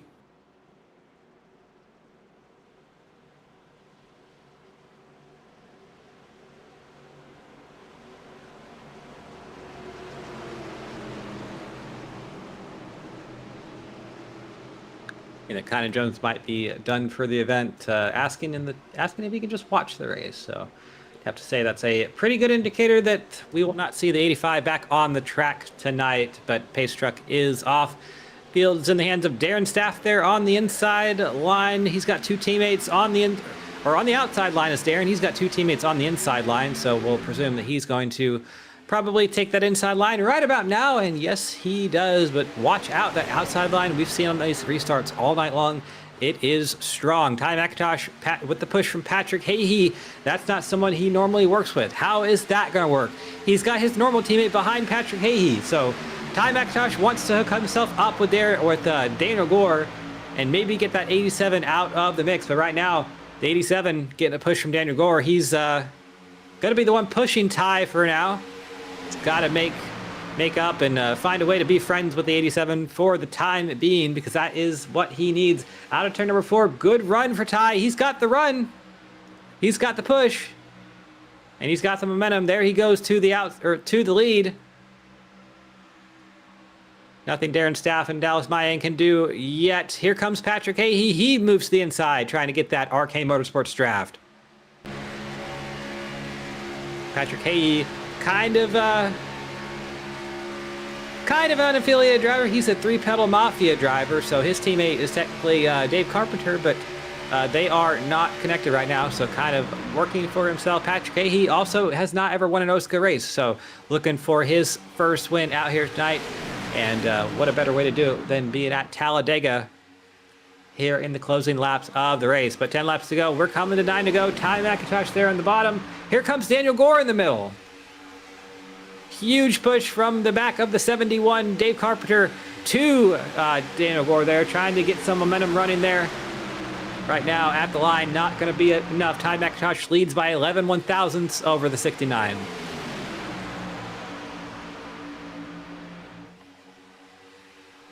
Inside line looks a little bit more packed up together right now, but not quite. That outside line is the fast line. Here comes Daniel Gore. Big run. Push from his teammate Ray Bracey in the 7.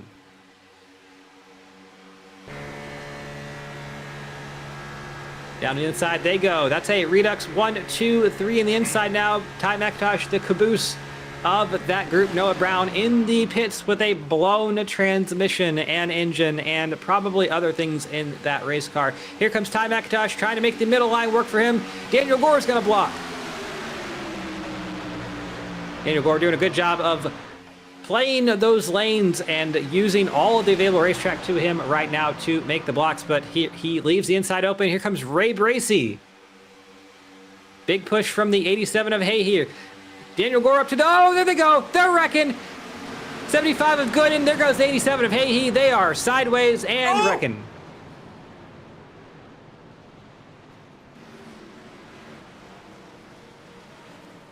Did like 2 flips.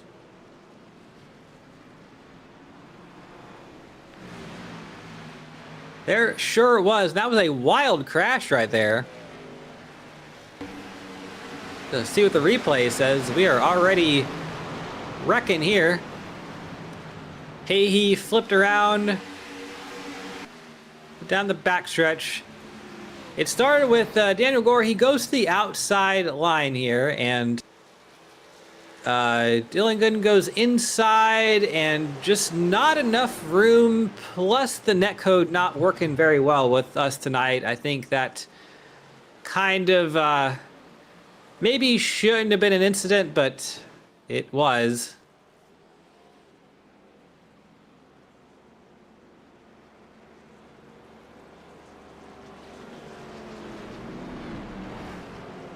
Hearing Gilly say that he's got a good onboard of that, so we can roll with him. There's a good view of the 87 going sideways and actually lands it on his wheels.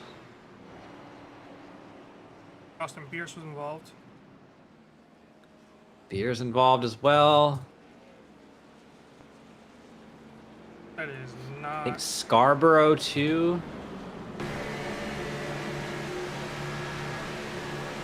Olivia Hammond involved. Neil Rutt a little bit.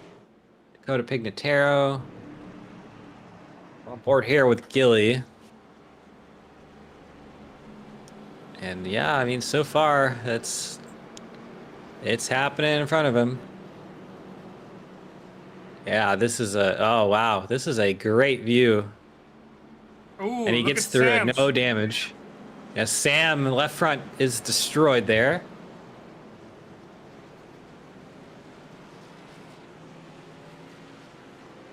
A couple more meatballs from that. We have Neil Rutt, Sam Boutwell, Austin Beers,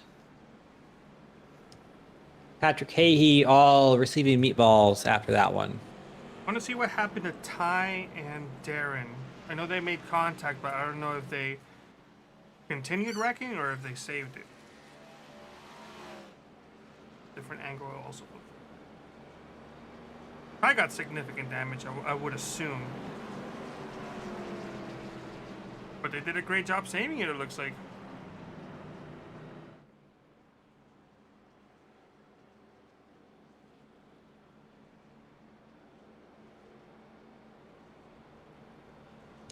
Yeah, Ty was about 1.5 feet there from getting right reared from an out of control 66 of Neil Rutt.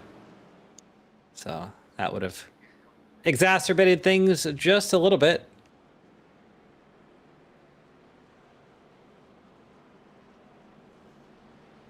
By the way, we're getting word that the reason AJ Vasseur did not start this second half was because he's having some hardware issues and essentially wasn't able to shift outside of third gear.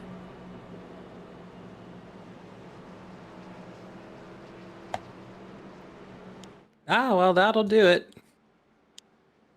That will certainly do it. Did a good job out here tonight, AJ. And, I mean, the lights situation, I think he's been kind of winning everything lately. Didn't actually start the series until about 3 or 4 races in, and is about to take the points lead, so probably somebody we will see in the Cup Series full time before too long. Maybe next season. We'll see how that plays out. But The mad lad. Oh, Capiano has a meatball flag. does I actually didn't see that one before. That must Right be on lap new. 29.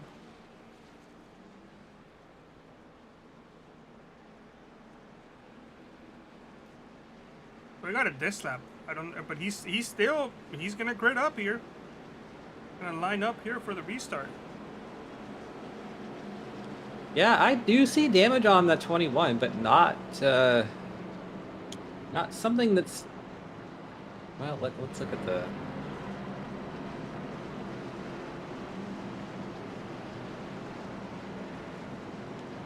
I don't see anything that looks like it's going to be terrible. We'll see how that car drives into turn number 1.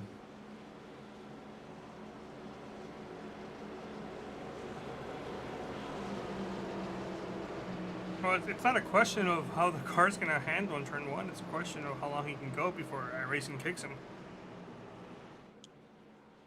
Well, I mean, true. Yeah, I think Vic can clear that. I'm not sure if it'll give it back to him immediately, but I think Vic can clear it.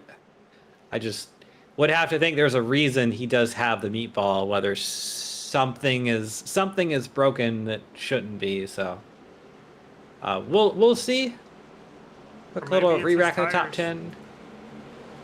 Yeah, it could be like a down tire or something like that.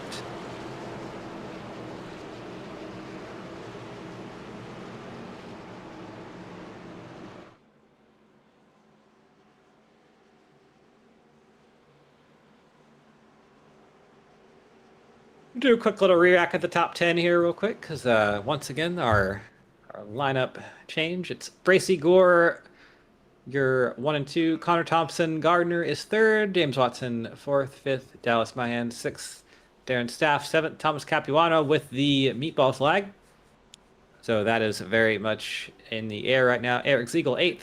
Jake Scarborough 9th. And Gilberto Javier Gomera currently in 10th.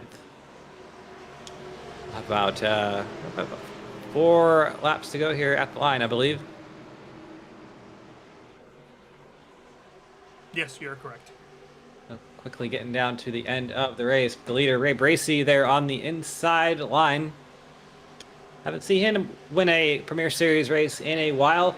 There he goes. Great restart for the Bojo machine. Might be too good of a restart for him. He's going to be about going to pull up into the outside lane to be in front of his teammate, but Daniel Gore is going to get a bit of a run here through turns 1 and 2, which we'll see what Gore does with that. He bumps the back of the 7, now trying to hold off the 39 of Watson. Here comes the inside line. What can they do? Here comes the very outside line. What can they do? Dylan Gooden there on the 75 trying to make something happen. He's way up there making passes. Down the backstretch, it's 3 wide. It's 3 by 3 behind the 2 leaders right now. Here comes Connor Thompson Gardner. Big push from behind from Dallas Mayan in the 78.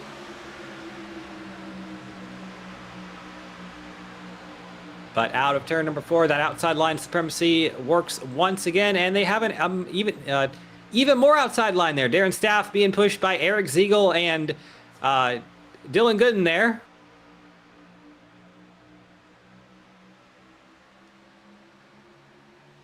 Daniel Gore around the outside. Ray Bracy there stuck in the middle. Connor Thompson on the very inside trying to win his first race as an OSCA invite. Pulls up in front of the 7 down the backstretch. Big block for the 30. Big clean block though. No harm, no foul. That is good. Oh, that's not going to work. That is going to work. It's just not going to work for Ray Bracy. He can't follow the 30. He's got to stay up there in the middle line. Eric Ziegel all around the back of the 69 there. Out of turn number 4, 69. He is blocking everywhere. Big blocks being shown from the driver of the 69. Something we definitely don't usually see from him, but showing all the aggressiveness tonight. And, oh, trouble. They're trying to wreck. They somehow, right, oh, they're 4. They are still trying to wreck. They are all sorts. Here comes Ziegel. Huge move. Huge move down to the inside for Eric Ziegel. He had a massive run, went from 4th to the lead. They are wrecking. They are absolutely wrecking here. 2 to go. If they don't have a caution, I think actually, somehow they did save it.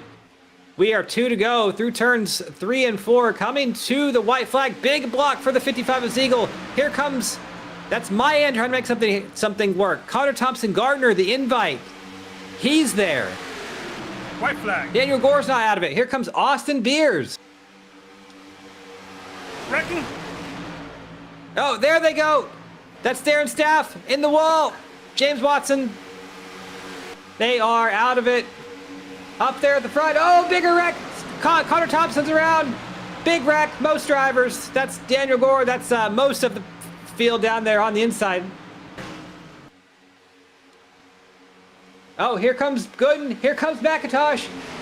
Ziegel has a huge lead. Oh, sideways. They're still wrecking everywhere. Oh, my. Here comes McIntosh. Big push from the 77 of Scarborough. What's he going to do? There was so much going on this last lap. I don't even know. Oh, Scarborough on the apron. Is he going to get it? No. McIntosh with the sweep of the night.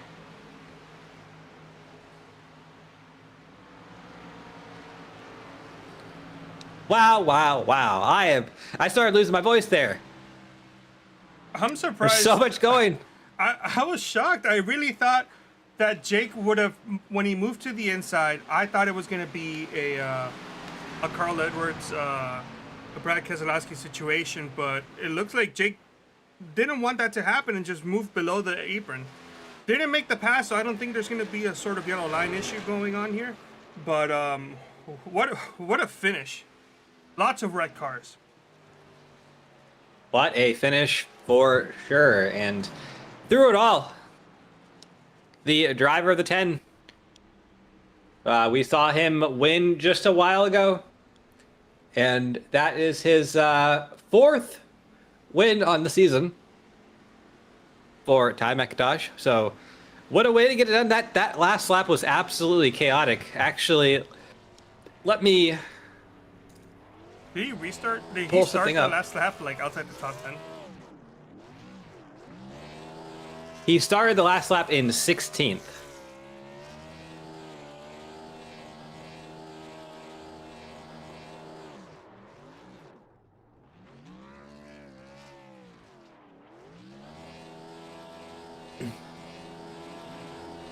So we will let these drivers, we'll let him do his burnouts. We'll let the other drivers do their, And then we got get out of replays. the cars. Yeah. And we got some replays, and which means we'll be back with some interviews here in just a moment.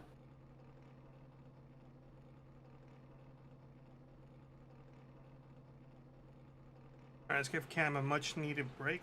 Let's go over some of the issues that happened there on that last lap. I believe Daniel Gore was involved in that first sort of incident. We may have to back it up a little bit, actually.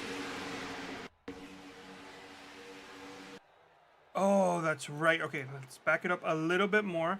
People were throwing crazy blocks. You see the 55 is going to be on the inside here. He's going to shove it all the way up to the outside line. At the same time, the 30 goes, and it checks up this whole outside line field, and that causes that first incident that's going to happen.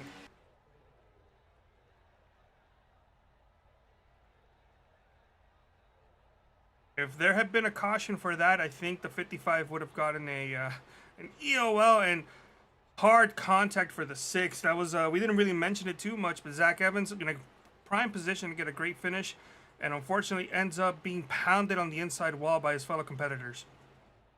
Like about 1, 2, 3, 4, 5 guys, six guys, including Zach, there on the inside, just messing up, or not messing up, damaging all their race cars. And then the next incident that we have, I think, involves Kynan Jones, Nate Hall, Dave Carpenter.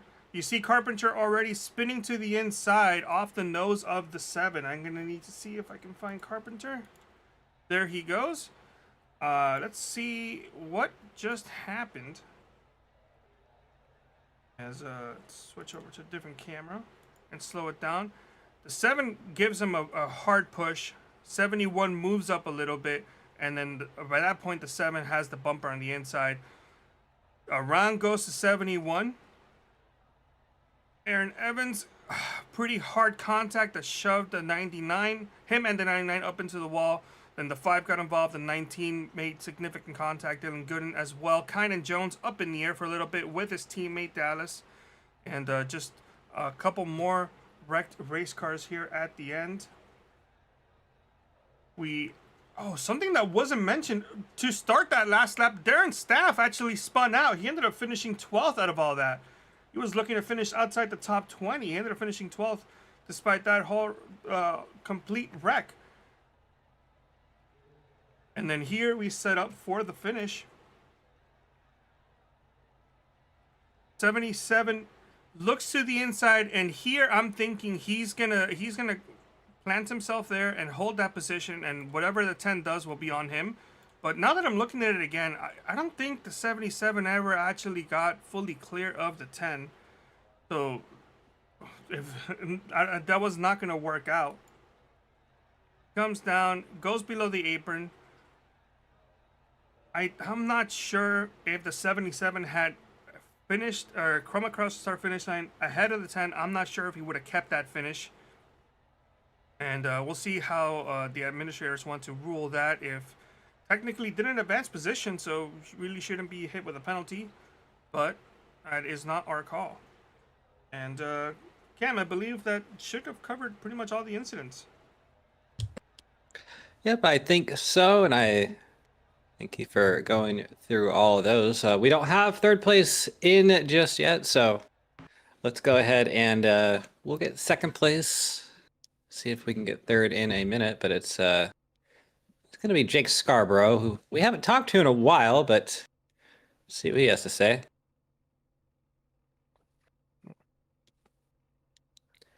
Jake, this is Cam in the booth. You got a copy? Yes, sir. Well, pole sitter tonight finished third half one, second half two. I think Carlos and I were in agreement. We thought we were going to see a Carl Edwards type incident there to finish half number two, but instead of going into the side of the 10, you went onto the apron and kept it, well, I'd say kept it clean, but that's not really your call at that point. But take us through your night.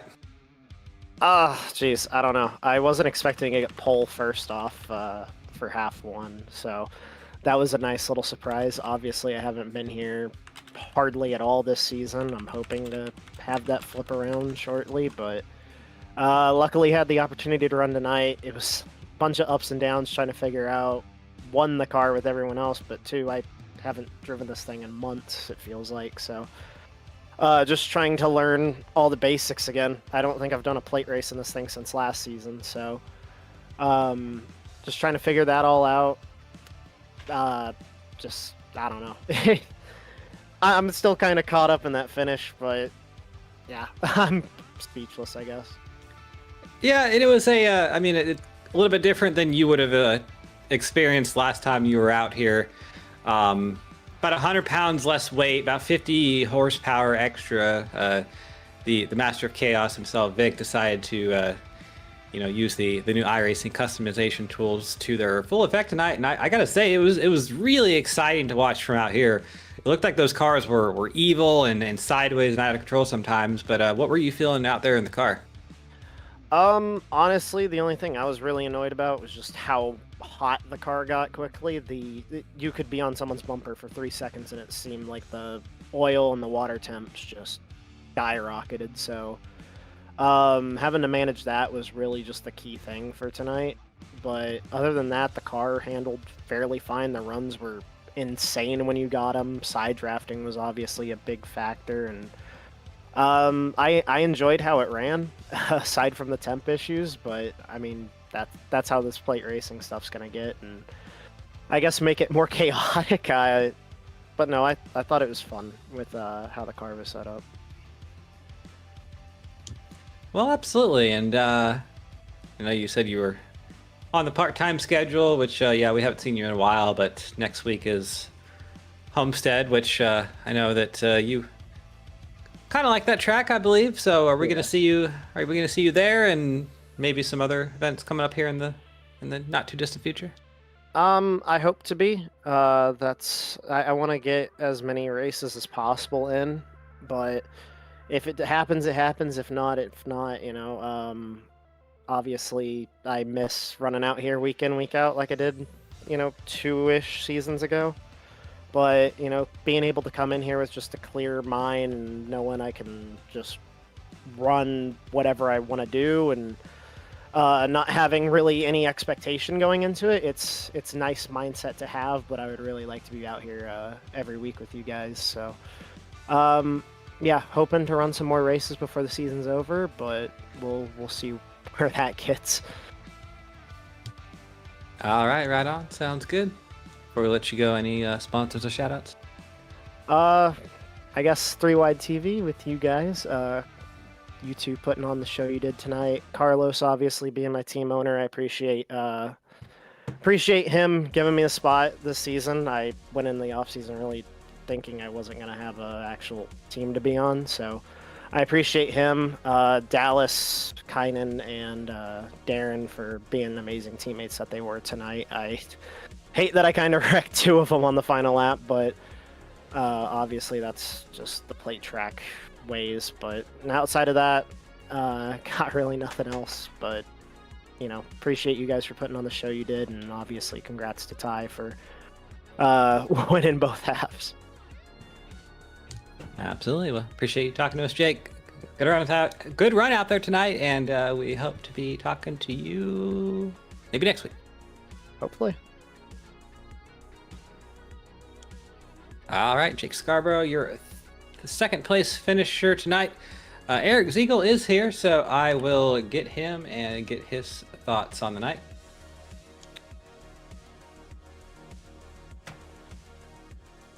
Eric, this is Cam in the booth. You got a copy? Yeah, I got you. All right, man. Well, the third place finisher on tonight's half number 2. Story of 2 halves, really. Half number 1, that big incident that kind of split the field apart, and you and a lot of your teammates kind of got kind of sent back there a little bit. Ran most of the race kind of about half a lap back. Got that late caution. Finished 9th. Then up here in the second half, a little bit more straightforward. Got up to the 3rd position. Lots of stuff happened there on the last lap there that I don't think I've gone through every incident there on the last lap of half number 2. But tell us about your night from your perspective. Yeah, just had a bunch of really wrecks in that first half there that didn't cause a caution, which was kind of interesting with splitting the field up. Beers ended up losing the draft, so luckily the caution came out later on, and they all got the wave around, and actually ended up he ended up with a decent finish there at the end. Just really interesting with the extra horsepower, the way the draft was working. In the second half there, I definitely threw a bad block. I want to apologize on that on the last lap there out of 2. I wrecked some cars. 2020 hindsight, I probably should have backed up the Beers there. After that happened, maybe would have been able to win, but I'll take a 3rd. Yeah, absolutely. And coming into tonight, of course, with the Master of Chaos himself, Vic. Vic decided to take some weight out of the car and add some power. So everything that we knew about Super Speedway racing with these cars from last time, throw it out the window, because we were hitting about 215 or so with a big run there in the draft. How did that change the way the car kind of drove around a pack, and would you do it again? I would definitely do it again. Just made it a lot tighter, so the tires definitely played more of a factor versus where with the less horsepower would be just mainly fuel. But you just play the draft right on entry. Just give yourself a little room. Make sure you're not too tight to the guy on the outside or inside.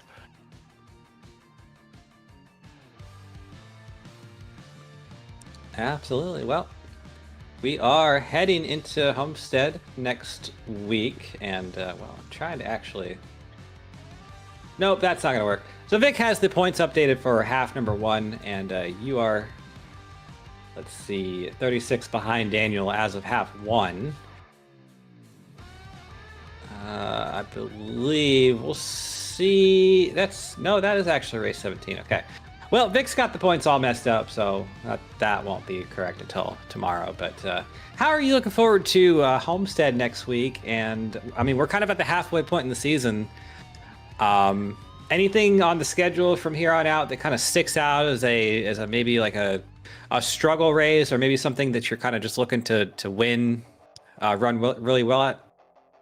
Honestly, I haven't even looked at the rest of the schedule. Didn't even know we're going to Miami next week. I'm not terribly good there, but as long as I'm consistent from here on out, I think we have a pretty good shot at the championship. Absolutely. Well, man that likes to know where he's racing on the night of. I can definitely appreciate that. But before we let you go, any sponsors or shout-outs? I got to shout out the wife April, our dog Maple, who actually just got yelled at. Alcus, Tom, Beers, Fenceline Films, Team Fence Line, of course, Natural Design. You guys for putting us on, and Vic for dealing with all of us. All right, Eric. Appreciate you talking to us, and good run out there tonight. We hope to be talking to you next week. Thank you, guys. See you next week. All right. We got our winner left. But before I get to the winner, I'm going to make an executive decision. Let's call it a really good run here. A career best OSCA finish that happened in half number 1. He's streaming right now, so I'm going to see if he's got some bad, naughty words going. No, he doesn't. Aaron Evans, you got a copy? Yes, I do. All right. Well, wanted to get a word with you before we got a word with Ty to just kind of celebrate that second place finish that you had there in half number 1. A good run in half 2 as well, P7. So that's a career best and just a good two top 10s on the night. Take us through it. Well, I mean, I was probably in a good spot last week, but I wasn't in a good spot mentally, and I wasn't really gonna deal with it. So some things were said, and I just left. I removed myself from the situation. I took the week I needed to get back in the right mental headspace. And then Vic, who graciously puts all this on, he texted me asking me if I was gonna race.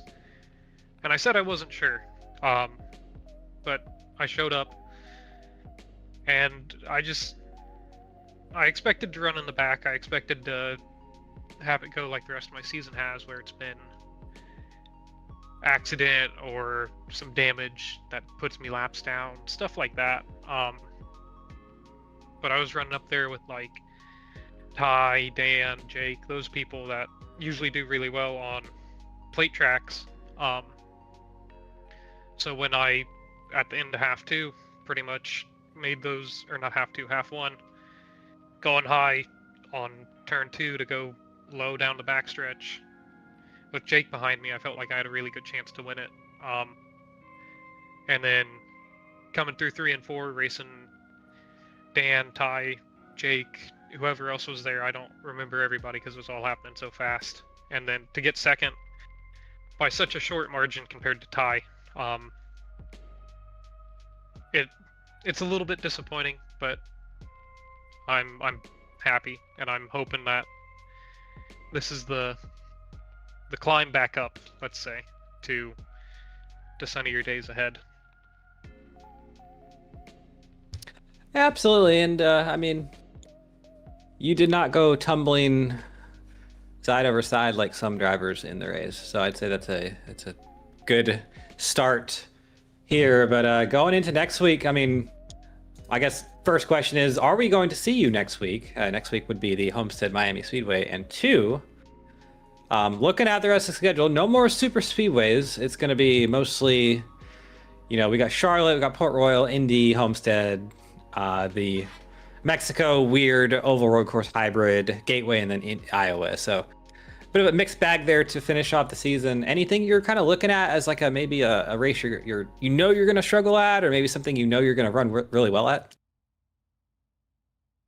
I mean, it's hard to tell because you can show up with like as much optimism as possible, and I mean, you can leave the racetrack with one of 4 tires still attached to your car. I hope to make it here next week. I have an awards banquet I need to make it to earlier in the night. But making it, looking forward to some of these other races coming up, especially Indy, my home track. Obviously, I'm going to look forward to that one. Charlotte, I felt like I always do pretty decent there. As for the rest of them, I haven't really raced them. Port Royal, I believe that's the dirt track, isn't it? Correct. I mean, it's a toss-up, honestly. We saw how I ran at the Charlotte dirt track last season. We've seen how I run at the dirt tracks in some other places. It's hard to tell how we'll do there, because they're always... I don't know what word to use other than a crapshoot.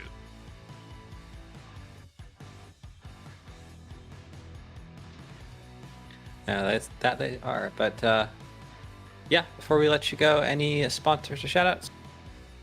Well, big thank you to my fiance, who I'm sure I probably kept up a little bit later than she needs. She has a big track meet in real life this weekend that she's leaving at 8 a.m. for, so I'm hoping I didn't keep her up too long. But she's always been super supportful. She understood if I wanted to take a break and just take a step back, but she supported me that even if I did come back maybe a little bit too soon, who knows. And you guys, obviously, you're a great bunch, especially Vic. We give him a lot of crap, but he puts on a good showing. 9 times out of 10, he has his moments, but...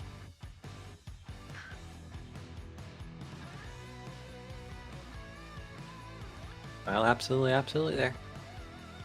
Good round there tonight, Aaron. Good to see you back, and hopefully the rest of the season can be onward and upward for you. Thank you. Have a good night.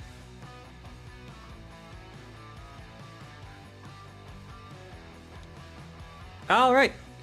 And last but not least, we're going to get him. Winner, chicken dinner ×2 tonight. And there he is. The sweep of the night. Ty McIntosh. Got a copy? Yes, sir, buddy.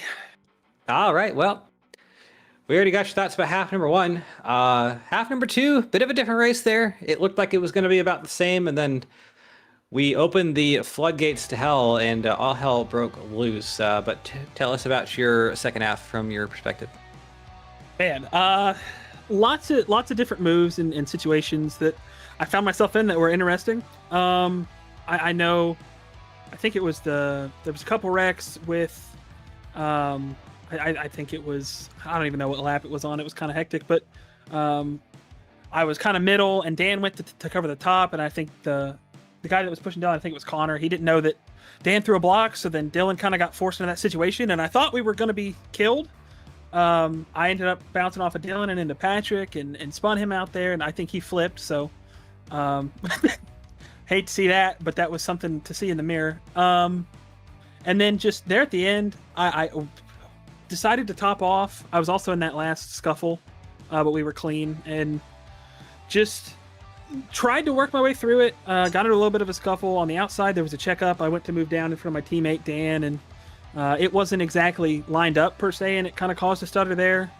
And then whatever happened in front of me on the last lap, I know Ray and I were working through.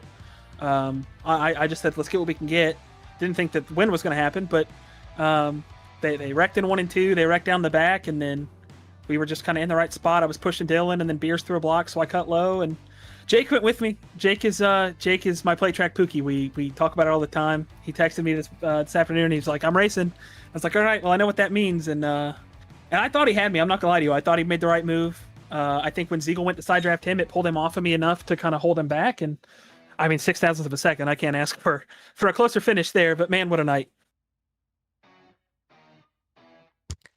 Yeah, absolutely. And I mean, coming into tonight, those are words that were hard for me to say. We're kind of at the midpoint part of the season, so we kind of know who's going to have a shot at the title, and we kind of know who's probably going to be waiting until 2026B for that. So I think right now you are firmly in that discussion, right up there, solidly top 5 in points. I think after points for half 2 are done, you're probably going to be up there in like 4th or 3rd. So looking at the schedule from here on out, we go to Homestead next week, and then races after that. Is there anything that kind of anything on the schedule that is like a highlight for you, either something that you're going to run poorly at, or something that you're going to run really well at? I mean, I look at Homestead next week. I feel like I've done a lot better with tire saving and taking care of my stuff there, so I look to that to be a good one. Indy, probably going to be kind of wild, to be honest with you. I know just the way that the Brickyard is, the way that this package is, there's going to be huge runs. There's going to be a lot going on. So just managing what we got there.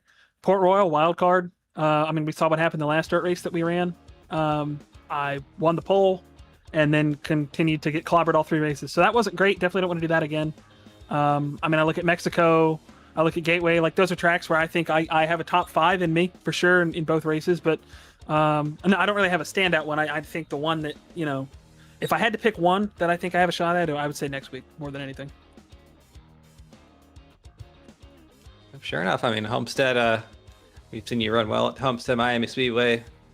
Seen you run well at that track in this package, so that'll be a fun one next week. I love that track so much. It's just the perfect. I mean, I say this in a real world sense. Perfect place to end a NASCAR season at. Great racing.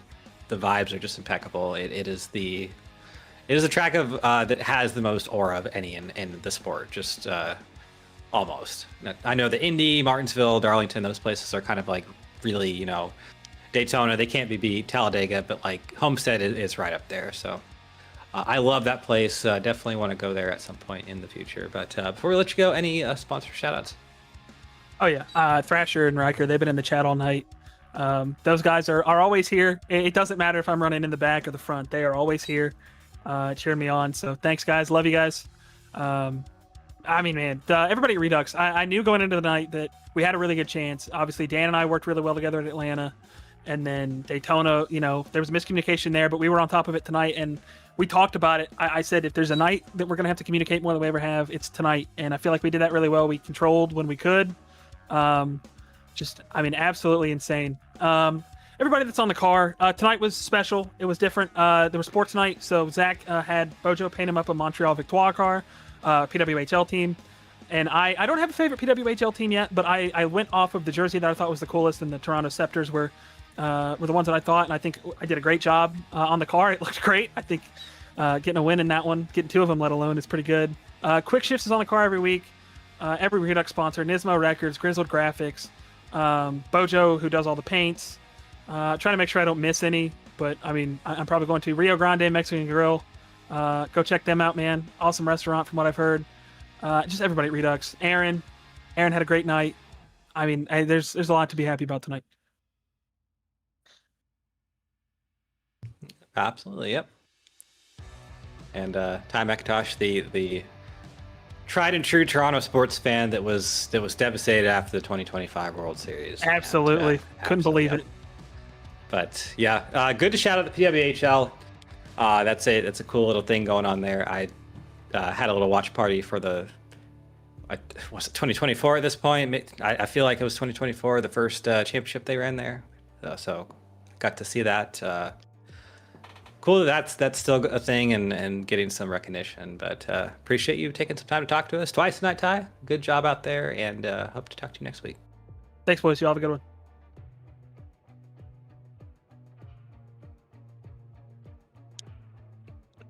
All right, and with that, I don't believe we've actually gone through our race 2 results, have we? Ooh. If we could. Wow, look at me. I got caught lacking. Go ahead and bring those puppies up. All right. Sure enough, I think you are having some internet issues, so I'm just going to go ahead and... I'm having internet issues. Believe so. Yeah, you're kind of robo-cop on my end, but that's all right. Results here. Ty McIntosh, your winner. Jake Scarborough, 2nd. Ziegel, 3rd. Ray Bracey, 4th. Dallas Myhand, 5th. Hayhe, 6th. Evans, 7th. Dylan Gooden, 8th. Dakota Picatero in 9th. And James Watson, 10th. Connor Thompson-Gardner, 11th. Dan Staff, 12th. Ty Alkus, 13th. 14th is Olivia Hammond. 15th for Daniel Gore. 16th for Dave Carpenter. 17th for Zach Evans. 18th, Austin Beers. 19th, Gilberto Javier Gamer. And 20th for Nate Hall. 21st for Thomas Capuano. 22nd, David Westergreen. 23rd, Kinda Jones. 24th, Sam Bell. 25th, Neil Rutt. 26th for Dylan Thomas. 27th, Noah Brown. And AJ Vasseur. with the hardware issue, he did not take the start of half two, and he's credited with a 28th place finish. But yep, that's all we have for you. For myself, from Carlos, want to give quick thanks to Rio Grande Mexican Grill, Easy Motorsports, Brickhouse Graphics, Accelerated Cloud Solutions, and Binks Designs, all of our great OSCA sponsors, and everyone else that was hanging out with us in the chat tonight. Good to see that we've got a dedicated crew of chatters that show up every Thursday, so keep doing that. Keep showing us some love here for 3 Ride TV. If you like what you see in OSCA, come get involved. I mean, search us up on X/Twitter. OSCA also has a TikTok account, and I mean, come on, come join the Discord, come race with us. You're more than welcome to, if that's your thing, or you know, if you're just a fan and you just want to watch, that is perfectly okay too. We love you just the same. But you guys all have a great night, and join us next week.